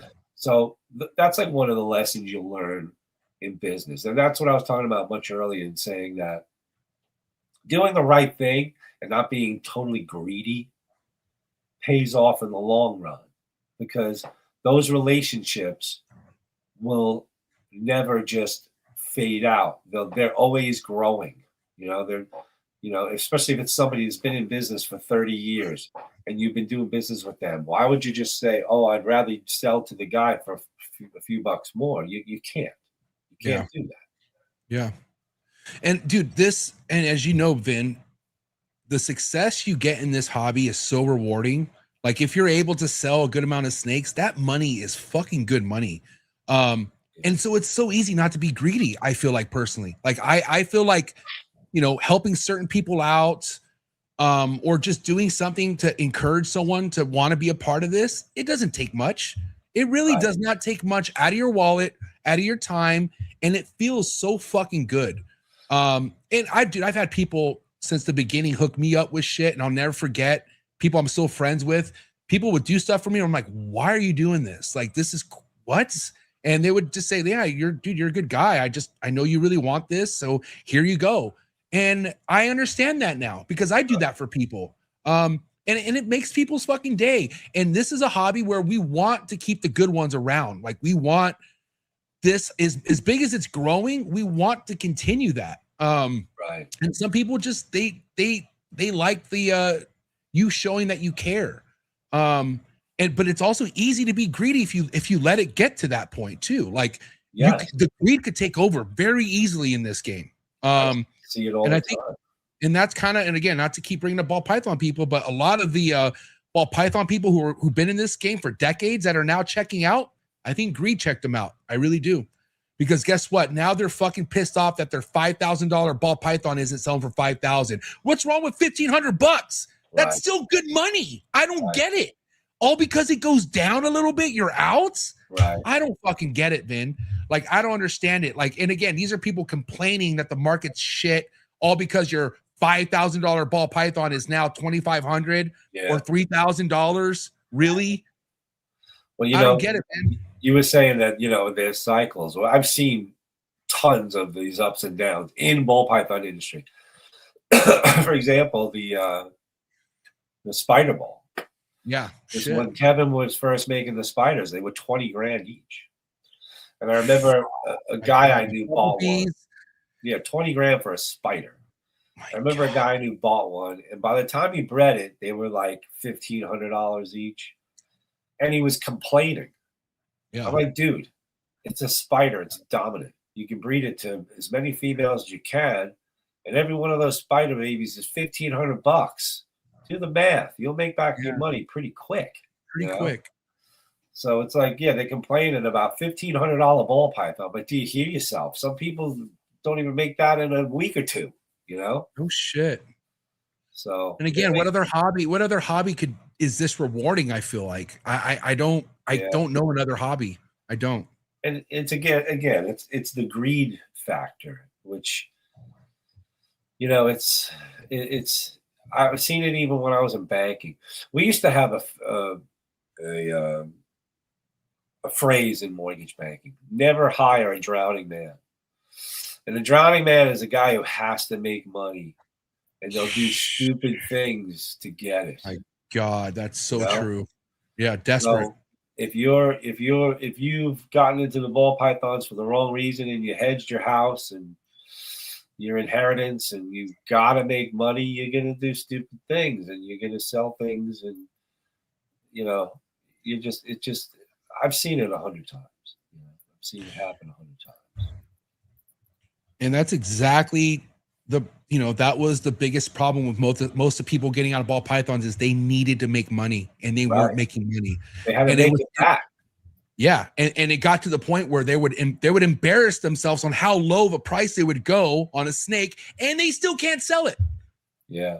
And it's like, dude, just hold on. But again, time is everything. I need my money. I need my money. I need my, I borrowed this money. I got to pay him back. Like, you got people who literally took loans out of the fucking bank, bro. Right. And it's like, Jesus Christ.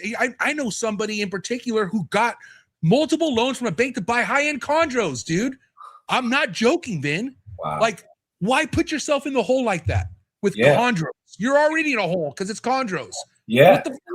It causes too much stress. I mean, dude, then you got to get a place for stress, Vin. Like, stress comes, but don't add to it. You don't add to the stress.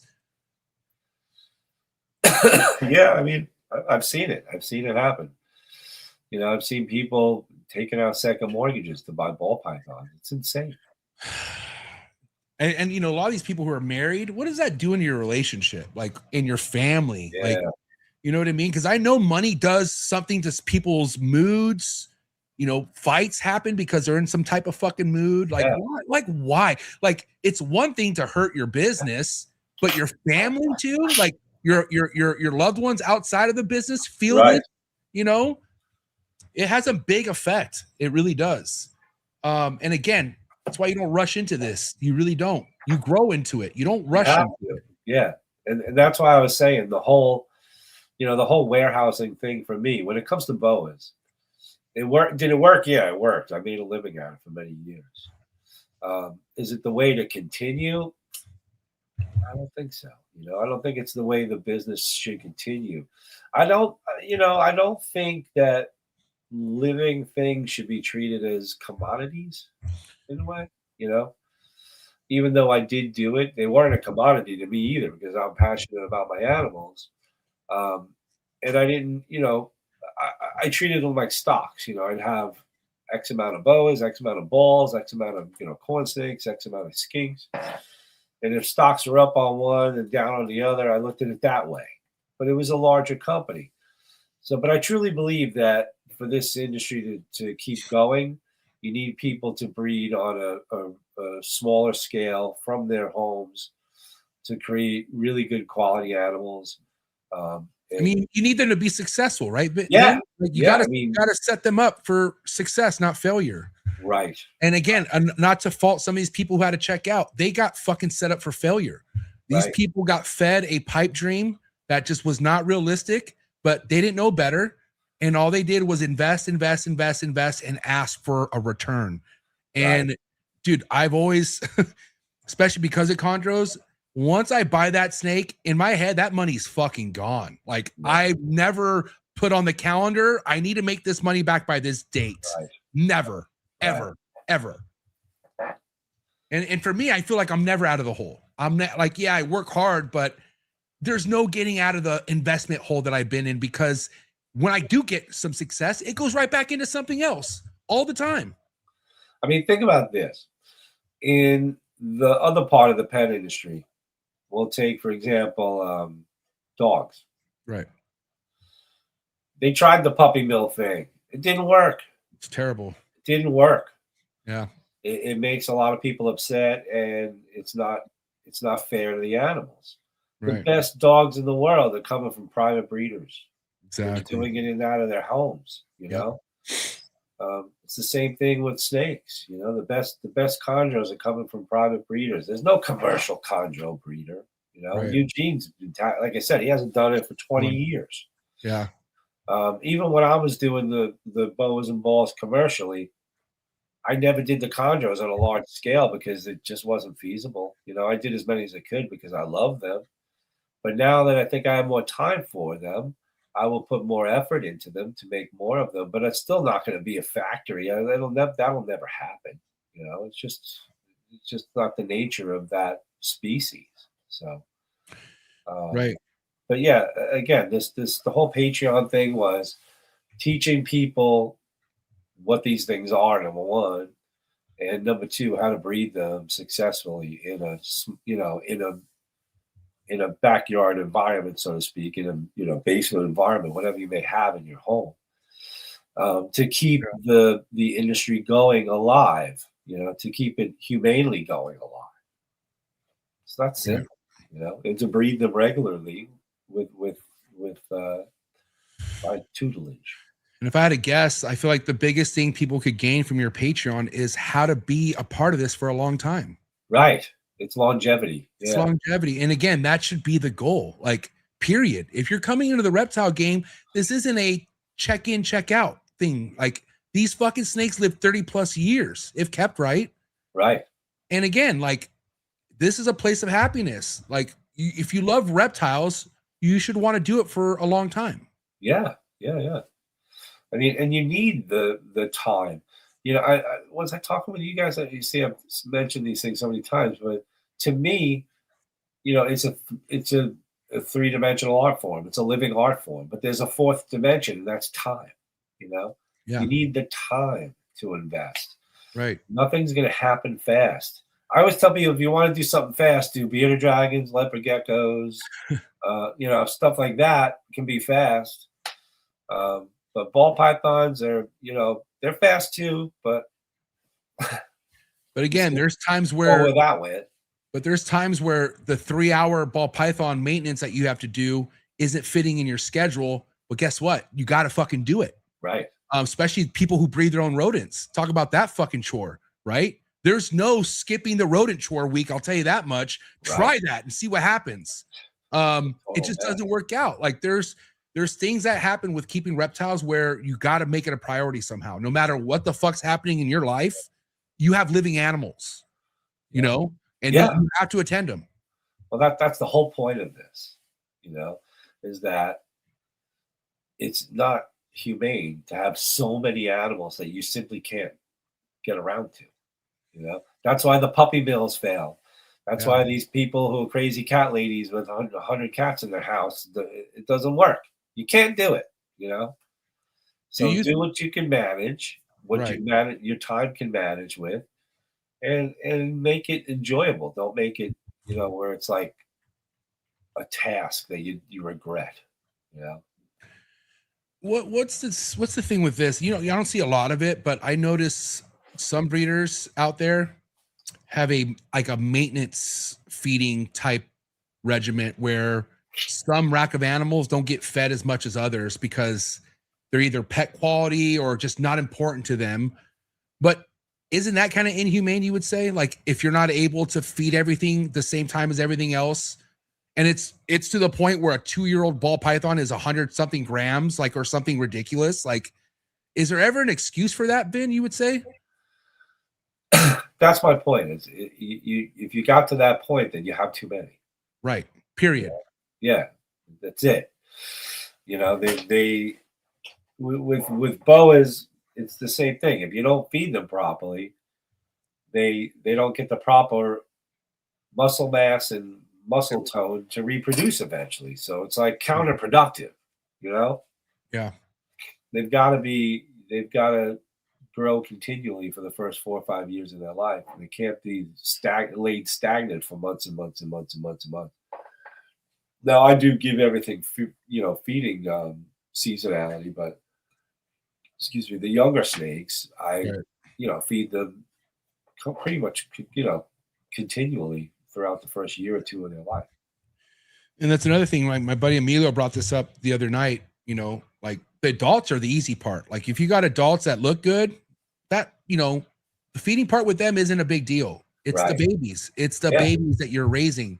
Those are the ones that need the attention. Yeah. Those are the ones you don't want to skip meals on because they get behind the curve, and you could see it in these snakes by doing that. Yeah, they need to be hardened off. I use the word hardened off. Yeah. And you got to feed them constantly for the first few months of their life just to get them hardened off. Really for the first year of their life. But if you're selling them, you got to get them hardened off to the point where when you hand them off to somebody, especially a baby boa, it's eating like gangbusters. It's ready to go. It's eating multiple meals, and it's a healthy animal. There's no risk of it, faulting on you. Right. So kind of to talk on the boa market, what's the strongest things you see happening in the boa market right now, Vin? What are some things that you're paying attention to? And this is mainly for anyone out there who's coming into the boa market. They're just, raising some snakes up. Maybe some are at that point where they're about to breed. What are some of the strong points that you're seeing right now in the boa market?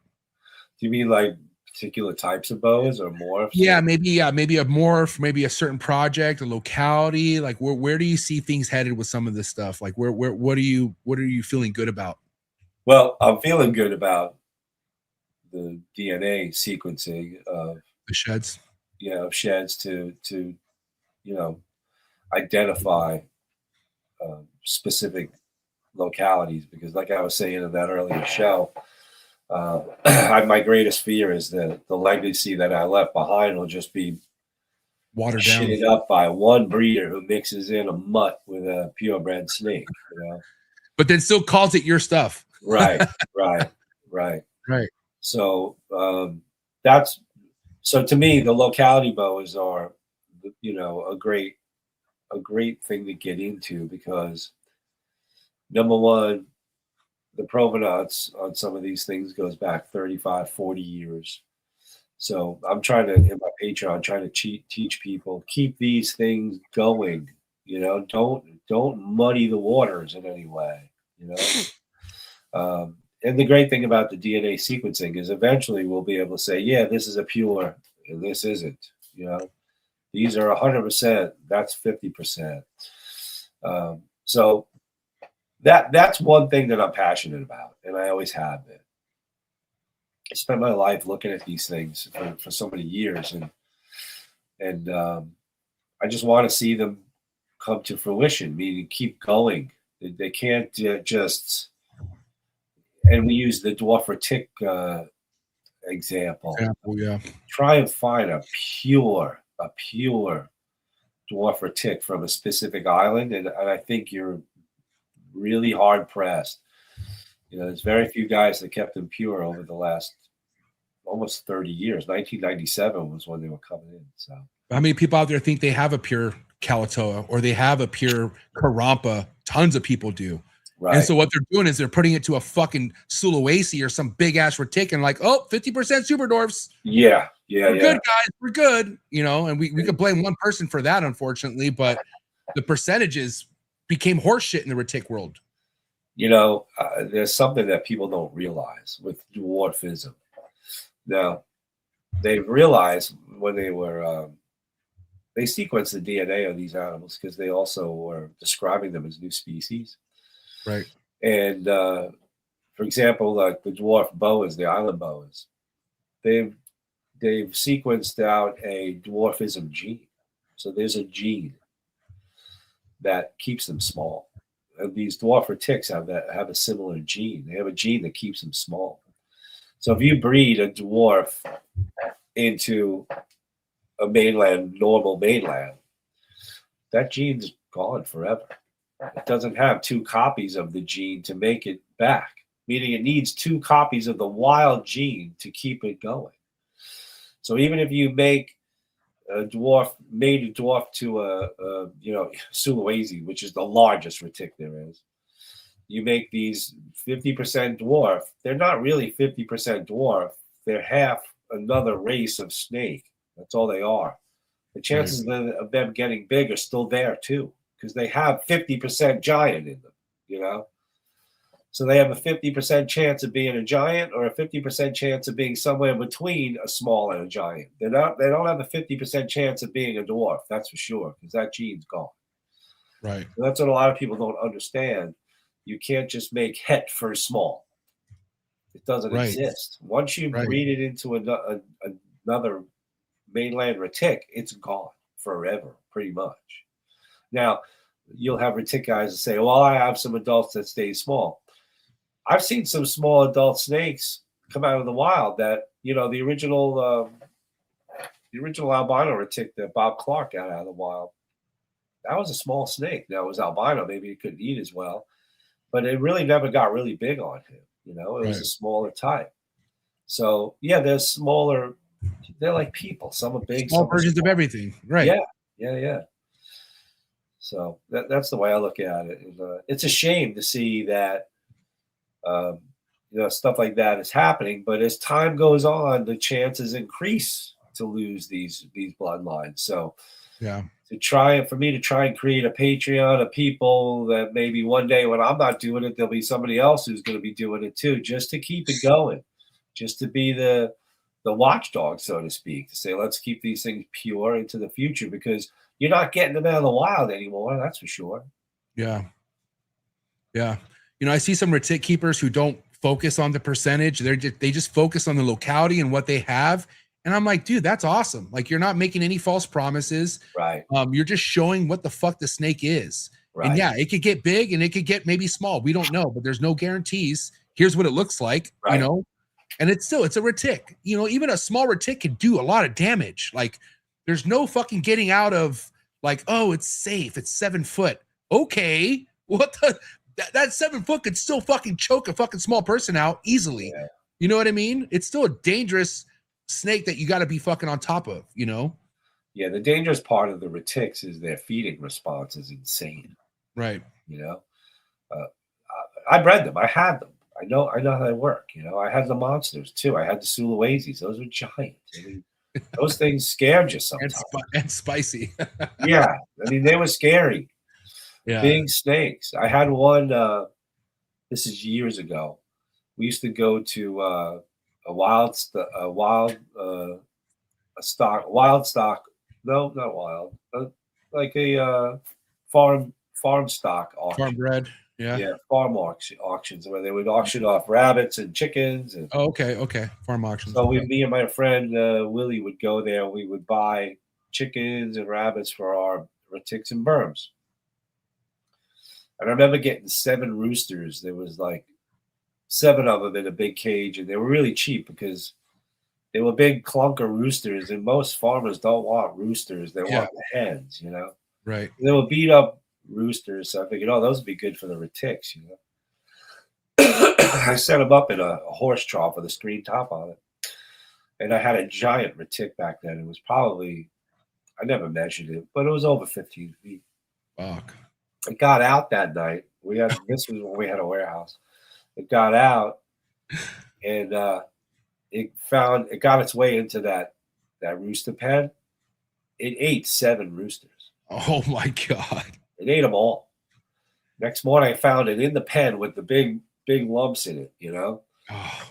And it digested them and no problem. About, 3 weeks later, it was fine. I didn't even take it out of the trough it was in. I just put a huge heat lamp on the top of it and clamped it down because I wouldn't be able to move it, you know? Yeah, it's fucking humongous. Yeah.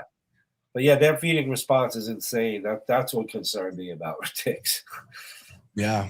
Get that thing latches onto a kid, you're in trouble.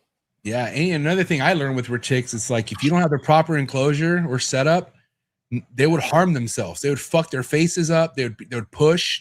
They would do anything they can to get out of that thing if they weren't happy. Yeah. And I had some that would escape. I mean, shit, back in this day, man, I bred rats in the same room I kept my snakes. Okay. fucking talk about stupidity. Yeah. Like I always had shit hot in my room because they could smell rats 24/7. Right. And when they would escape, they would literally go to the rat rack in between one of the levels and just like wait for something to come out. Yeah. You know, or just hover right there. And then they're pissed off because they don't want you to touch them. And you're just like, oh, what the fuck is going on right here? And so yeah, man, that was a humbling time with the retics. And also, like, you know, are people out there. I know a good amount of people who do right by the retics. Oh yeah, there's a lot of people that demonstrate the ability to keep retics very well. So. But it takes a special person, dude. Yeah. Like that is not a normal reptile keeper thing to be a retic guy. Like you gotta be born to do that shit, I feel like. Yeah. And it's a lot of work, dude. It's a labor intense work to work with retics. It's not something that, you know, a kid's gonna get into. It's adults. You know? And it's not for the lazy type either. Like there's no, like, you're going to do some heavy lifting on a regular basis. Right. And, you know, talk about somebody who was always wanting clean enclosures. Well, yeah, not going to happen with retics. Okay. They fuck that enclosure up all the time. Even after you clean it, they're going to fuck it up the next day for sure. Yeah. And again, that's just the labor of love with the retics. You gotta love to do it. And, you know, I got wrapped by a couple big ones, and that wasn't why I got rid of them. I fucking loved them even more, but also it was just like, dude, this is a lot to deal with. Like, you know, and then breeding, right? Like raising them's one thing, but that little sweet boy male that you have, watch what happens when you pair it up. Oh, Watch what that sweet male turns into. Yeah. Holy shit, man. I saw some stuff, dude, and it was crazy. And they become literally wild. Like they become a different type of snake when you introduce them to another snake. Oh yeah. Yeah, it's game time. But yeah, I want to talk about some of the Dwarf Island boas you currently you have any of the dwarf stuff still? Yeah. Right. Can we talk about that and like how small some of these are, like what they really are in adulthood and stuff like that? I never really kind of tapped into the dwarf boas with you, and I want to talk about that and see where we could get that with some of the shed testing stuff that we were talking about earlier, like how far you feel like we could accomplish that with locality shed testing and whatnot. Yeah, well, you know, like I was mentioning on that other show today, these locality boas from islands, they have a very small gene pool because they've been genetically isolated on an island. Right. So it might be pretty easy for them to find a specific gene marker to show, you know, heritage that they're all related. Like crawl K boas, for example. All the crawl K boas in the country now came in from two different efforts. One was Louis Poros and Bob Mead would go island hopping, and they found. You know, that's them right there, right? Yeah, that's some crawl K boas. Nice. They brought them in through Florida under CITES, and that was like in the 80s. And I ended up getting some snakes from those efforts. And then Dr. Scott Boback, he was getting his PhD dissertation on island boas. He went in 2002 and asked, you know, Louis where the island was. He wanted to go to the same exact island and brought some boas back. And he ended up trading with me for some of my stuff because he was heavy on one sex. I forget which one it was. It was like 2007 or 8. So I ended up getting more another bloodline, meaning even though they were probably related because they're from the same exact island, the island is literally just a few acres. It's pretty small. So that is a very distinct bloodline, and that can be lost to culture real quick if you mix something stupid into it. So. Right. Luckily, I got those back. I got back some Cape Hawkers from a friend of mine who's local. That's another island off of Belize. Similar scenario. They're a dwarf race. On the islands, the boas aren't really that big because they only eat birds that drop off of these islands. So, other than geckos when they're small. But once they get big enough to eat the birds, then they sit in the trees and they eat the birds, and they get enough sustenance to reproduce. And most of the boas that were found on that island were like 3 or 4 feet. That's it. You know, there's nothing not even bigger than that ever. Same with you know, like Hog Island boas. You know, Quetzal and Dave Kaufman went to Hog Island last year, and the biggest ones they found were like 3 feet, maybe 4 feet, small snakes. Right. And once those snakes get to the point where they can eat iguanas, then they can reproduce. Right. So, and again, they're on an island, so they're all genetically isolated. And I have 2 bloodlines from that too that I've had, and luckily somebody gave me some of those back. Kenny had some for me; he gave them back. So you know, I'm working with the small stuff, and I like them because they are small, and you can keep them small. They don't have to be really big. And do you think that's going to pick up? You feel like, you know, kind of how? Yeah, I think in the future, people like small, diminutive boas. Yeah. And these, if they're fed properly, will stay small. You know, they don't have to get big. Yeah. Well, listen, I want to wrap it up with your Patreon real quick. I'm kind of embarrassed, Vin. I could have sworn I joined your Patreon, but I didn't. But now I did. So now I'm in there. Check this out, guys. Bam. Part of your Patreon now. And I'm sorry it took me this long. I could have sworn I already clicked. I thought I was one of your first ones, but never happened. But now I am. And for anyone out there wondering what the benefit is of joining your Patreon, why don't you give us a little bit, Vin? What can people look forward to when signing up? I signed up on the $45 tier. I know there's an apprentice tier.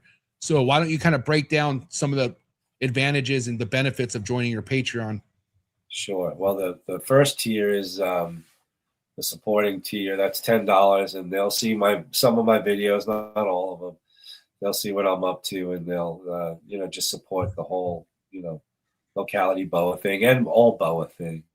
Right. The middle tier, which is what you have there, that is for example, every month I cover a locality or a location. Meaning this month it's Belize and it's the K boas. Awesome. So last month it was. I started from the northern part of the range of boa constrictor, a boa imperator, boa sigma, and worked my way down. So the first month, January, was boa sigma, which is the Tarahumara boas, the Sonora boas. The second month was February. That was boa imperator from Mexico. So that was Cancun and Tamaulipas. Now we went down one more country. We're in Belize. So this month we're covering Belize. The middle tier will have a monthly Discord group chat, video chat with me and the members, and we'll talk about breeding these snakes in captivity and what I do and what I've done in the past to get them into breeding condition. So every month is a theme that will be based on a locality boa or a morph from a specific locality. So, for example, when I get to Colombia, we're going to be talking about the Kal and the sharp albinos. And we'll also be talking about, you know, like Barranquilla boas are from Colombia. So really that's cool. Going to be a while because we're just at Belize now. So it's like and we're calling it master classes because it's classes in breeding boas specifically. And it's not just localities, it's going to be morphs too, because like I was saying in the show we did earlier about genetics, you know, the Brian Sharp boa, is that going to be lost to culture one day? You know, because it's been mixed with other things. So having a genetic marker or a gene that you can send a shed skin in and say, oh, your snake is pure sharp, you know, that's important for the future because you want that main ingredient to carry on into the future to use. Maybe you want to use it to add to other ingredients, but maybe you want just straight up sharp albinos too. So we don't want to lose these, I call them legacy animals. We don't want to lose them to culture forever. We want to keep them going. And to me, this DNA thing is a game changer because it at least, it's going to solidify what I did over the last, and what many other guys have done too over the last 35 years, trying to keep these lines, you know, as pure as we could. But now we can pick them out and we can proliferate them into the future. So most of the guys on here are pretty successful at breeding boas. The apprentice level is a one-on-one Discord monthly video chat with me. And all of the guys and girls that are on that are talking to me about very specific things they're working on at that time of year. Right. You know, how to breed, how to feed, how to get things baby started, whatever it may be. But we're talking about what they're working on at that specific moment in time. So so far so good. I mean, I've got a bunch of members on there. I've got a bunch of new members this weekend from the show, and I'm hoping it keeps growing. You know. Well, at the end of the day, man, you know, I always talk about the best way to kind of step into this hobby is guidance. You know, mentorship, knowing what the fuck is accurate and what isn't accurate. You know. Right. It's so easy to get caught in the CNN fake news. You know what I mean? Like, because there's so much of it out there, right, Vin? Like, there is shit that's being misrepresented out there. Yeah. But coming to a Patreon like yours saves you from that. Right. Especially, obviously, with boas. Right. So if boa is your passion, best place for that, for your passion, is to be a part of your Patreon, I feel like. It's the way to do it. And, you know, and I'm also going to go over, obviously, selling boas. I'm going to go over. Which is a huge part. Yeah, I mean, you know, how to work a show, stuff like that. Yeah. So and people are getting access to videos that I'm doing that are only on the Patreon. And I don't put them on my social media. Right. And so, for example, when you and I start doing the podcast, it's going to be only on the Patreon to start. Yep. You know, for a few months or whatever, we'll figure out a time span, but then later on they'll go on your platform. But you know, I wanted some people get, you know, their money's worth as far as learning from me. And, you know, it's just something that I'm passionate about. And I want people to learn how to do it right instead of fucking around, you know. And it's easy to, you know, get bullshitted around for a few years until you find out, holy shit, this has all been a facade. Like, I haven't been getting the right information, and that could save your ass by joining your Patreon, plain and simple. Right. Yeah. I mean, I'm not going to steer anybody wrong. I'm telling them exactly what I did and how I did it. So, and it worked for me. Yeah. So I think it'll work for everybody else too. And again, it goes deeper. It's like I was talking about too. It's relationships. It's camaraderie. It's creating an environment where people can all hang out and go and talk about boas. And you know, obviously I'm part of it, and you know, the Discord part of it, I'm on there. I'm part of it. Yeah, you know, trying to get it. You know, I'm regulating it so that people learn. You know, this is what these look like. Like, people would put up locality boas, specific types, and say, "Is this one?" I'd be like, "No, but this is one," and I'd show a picture of one. You know, so there you go. Yeah. Well, guys, Vin threw you a bone, man. Some of the very first episodes you could watch will exclusively be on his Patreon, and then later on released on the network. And we'll be building up a good amount of episodes to where, you know, eventually the public will get the stuff that we're putting out. But man, get that exclusive content on Vin's Patreon. And again, I'll put that link in the description below. I appreciate your time, Vin. 2 hours went by very quick. I know I could do another 2 hours with you, but I want you to get some rest. I know you're not feeling too well. And you gave us 2 podcasts today, bro. What the hell? Jesus, man. You're the man, dude. But Vin, my last thing for you, for anyone out there who feels like they're down and out, they're unsure, what's your message for them? Like, what do you have to say to anyone out there who's in the reptile hobby who doesn't know if this is something they want to be a part of?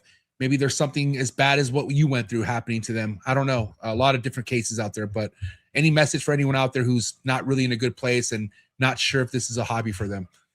I'll quote Clarence in the movie. It's a Wonderful Life. He says to George Bailey, "A man with friends is never alone." So true. Right. Yeah. And that's honestly, if you really think about that, that could take you far in this game. Yeah. It did for me. Yeah. And me. Yeah. Seriously, man. Like, that's one thing I'm excited and kind of proud to say that I have, other than my awesome reptile collection, is my circle and my people, friends. Yeah. Like, my support, you know, you're one of those people in that circle, man. Yeah. You know, like having dinner with you at the last Tinley in October, and just being around Gary, Bill. Right. Like, those are my boys, man. Like, I fucking value your guys' friendship more than anything. So I appreciate that. And I appreciate you and everybody else too. I mean, like I said, I wouldn't be where I am today without all of you. So. Yeah. And what's crazy, Vin, to say this, it's only the beginning, pal. We got so much more to go. Yeah. All right. And I can't wait for the next episode. For now, guys, make sure you follow Vin on Instagram. And again, go subscribe to his Patreon.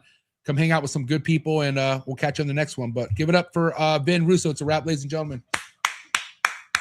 Thank you, Vin. Appreciate you, buddy. Hey, get some rest. Have a good night, Vin. I appreciate it. Take care. Appreciate Cheers. it. All right, bye now. Fucking love that guy, man. Honestly, dude, that's a real motherfucker right there. And I can't say enough good things about Vin, especially after what he's been through, overcoming that. You would think somebody who had that much overhead, that much experience, that much time in the hobby, and then it get taken away from him. It's like to find something in you to just say, I'm going to keep going. Man, first and foremost, I hope I never have to find out what that feeling is, because I dread the day I walk in and there's a fire in my fucking building. It's one of the worst things that I feel like anything could happen to a reptile collection, is it catching on fire. But can't keep a good man down, man. And Vin is fucking solid, you know, and that's that, like he said, you know, he's solid because of the people he keeps himself around. And I encourage anyone out there, you know, if you're not feeling too well in this hobby, something feels like it's wearing you down, you're negative, look at the people you're hanging around with first and foremost. Are those people right for you? Are those people keeping you down and out? Because it shouldn't be like that. It really shouldn't. There are some amazing people in this hobby who will uplift your spirit. So I recommend, if you're not a part of that, go find it, because it's out there. All right. And one of them's joining the Patreon with my Patreon as well. Come join my Patreon if you guys want to tap in with some of the best keepers that we have in this hobby. I've had my Patreon for 6 years now. And, you know, there's an awesome Discord, awesome Instagram group chat, and there's Trap Fest. I throw a party every year for my Patreon members. I invite some of the biggest hitters I could possibly find to come over to Trap Fest. So, and again, I love all the people in this hobby that I have met, for the most part, you know.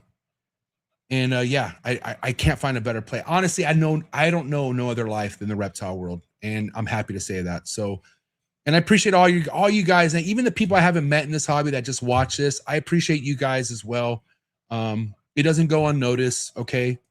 All the feedback I get in comments and all the feedbacks I get in DMs, even though I haven't met a lot of you people, I don't take that lightly, dude. I take that all to heart. And a lot of it fuels me to want to continue to do what I do. Not every day is good as it can be, but messages and talking to awesome people out there in this hobby has really, really taken me to the next level. So I want to say thank you to all you guys, all the real genuine support. And again, there is real genuine support out there. If you're not getting it, go find it. Okay. And stay away from the negative shit. All right. Stay away from someone who does not like their life, has nothing, no time to waste. You know what I mean? But you guys are awesome, man. Thank you so much. I appreciate it, man. 2 episodes in one day. Who does that? Trap Talk. That's who does that, right? Coolest fucking reptile network in the world. Globally. Ain't nobody touching Trap Talk. That's a fucking fact, okay? Appreciate you guys so much. Love all you guys out there. Love you, Vin. Thank you so much for your inspiration. Find all the links to my sponsors in the description below. So thankful for all my sponsors. Have a good weekend. Be safe, and I'll catch you here on the next episode. Sorry for the interruption, folks, but a quick word from our sponsors. Shout out to tonight's sponsor, brought to you by ZooMed. ZooMed is proud to be supporting the Trap Talk Reptile Network. At ZooMed, reptiles are our passion. For over 48 years, we've been creating premium foods, supplies, and habitats for reptiles and other exotic animals. We're a company made up of hobbyists that test our products on the hundreds of animals that we care for here every single day. Whether you're an established breeder or a first-time hobbyist picking up your first ball python, ZooMed has you covered with everything you need to keep your animals happy and healthy. I'm excited to talk about this new product with ZooMed called the Slither Sense. It is a remote temperature and humidifying monitoring system, which we all know how important temperature and humidity is to your reptile. And for you to have remote access to your temperature and your humidity in your reptile room could really, really be a game changer for the longevity of you keeping reptiles. So guys, make sure you check out that product. Find the link in the description below. Click on it right now. Give me your feedback in the comments below. Let me know how you're liking a brand new ZooMed product. Shout out to tonight's sponsor, Workshop Reptilium. Josh Hansen is doing things different over in his facility. He has one of the most diverse, beautiful reptile collections currently in the reptile hobby today, but he is doing things differently when it comes to enclosures, thinking outside the box, giving these reptiles bigger enclosures. I feel like it's something this hobby needs. So a lot of exciting stuff to come from Workshop Reptilium. I'm going to be flying up to his place to give you guys a deeper look into his facility. And I'm also excited to have an episode with Josh so he can explain himself himself where his goals are headed when it comes to keeping. Thank you so much, Josh Hansen over at Workshop Reptilium. Make sure you head over to Instagram. Make sure you head over to Facebook. Also, make sure you subscribe to him on YouTube. You can find all the links in the description below. Again, thank you so much, Josh, over at Workshop Reptilium. Tonight's episode is brought to you by Mark Hager over at Texas Chondros. If you want to talk to somebody who likes to put people on the map, you have to go follow TX Chondros on Instagram. He has put on some of the biggest breeders out in Texas out on his platform on Instagram. Also displays some of his own amazing projects on his Instagram. You could also simply go to his website, see what pairings he has going on for this season, and also see his previous productions. Mark has been working with yellow neonates on top of red neonates, and his passion for this hobby is second to none. He's also mentored a lot of people like myself. So thank you so much, Mark Hager, for all your support. And if you guys really want to know how it is about building a community, then you got to go check out Texas Chondros. Thank you so much, Texas Chondros, for all your support. Cannot wait to see what you're all about in the 2026 breeding season. Shout out to tonight's sponsor, and that's the one and only Morph Market and Morph Market Shipping. One of the biggest exciting things about the reptile hobby over the past couple years is Morph Market Shipping taking everything to the next level. Anything as far as reptile purchasing or selling needs can all be done on Morph Market's website. So I highly suggest you go check it out, especially if you're in the market of purchasing your first, second, or third, or fourth reptile. You can find a bunch of legitimate breeders on Morph Market's platforms. They stand very tall on representing the best breeders we have in the hobby. So don't look anywhere else when it comes to looking for your new reptile. Not to mention, if you're looking for aquatics or your next plant, Morph Market's a spot for you as well. Make sure you head over to morphmarket.com. And the best thing about Morph Market's platform, you could ship directly from their website with Morph Market Shipping. Morph Market Shipping has saved this hobby millions of dollars as a whole. I myself saved thousands with Morph Market Shipping last year due to their insanely cheap rates. So definitely go take advantage of these rates on top of the amazing customer service that comes along with Morph Market Shipping. Shout out to Darian and Zach, and shout out to the entire Morph Market team. So proud to be a part of this team. Thank you so much for Morph Market Shipping and Morph Market, and so excited to announce new Morph Market features that are going to be hitting the reptile hobby real soon, like live sales on Morph Market. Thank you so much, Morph Market and Morph Market Shipping. For over a decade, we've pursued a singular vision, producing the finest breeding stock the hobby has ever seen. From carefully planned pairings to thoughtfully designed environments, every detail is considered. And when you bring one of our animals home, you're not on your own. We provide lifetime husbandry support every step of the way. Whether you're building your first enclosure or expanding your collection, we're here for you. Sundown Reptiles. Thank you for all the fellow support. Thank you so much for anyone who watches the Trap Talk Reptile Network. Hit that like button. If you hit that subscribe button, hit that notification bell, you'll be notified of every new episode dropping here out of the network 7 days a week. And also by hitting that like button, hitting that subscribe button, it pushes this network out to other new keepers coming into the hobby. So by you doing that, it does more than you think. So thank you so much again for all the support. And if you're not already a subscriber, please hit that subscribe button. We're doing big things over here and we really appreciate it.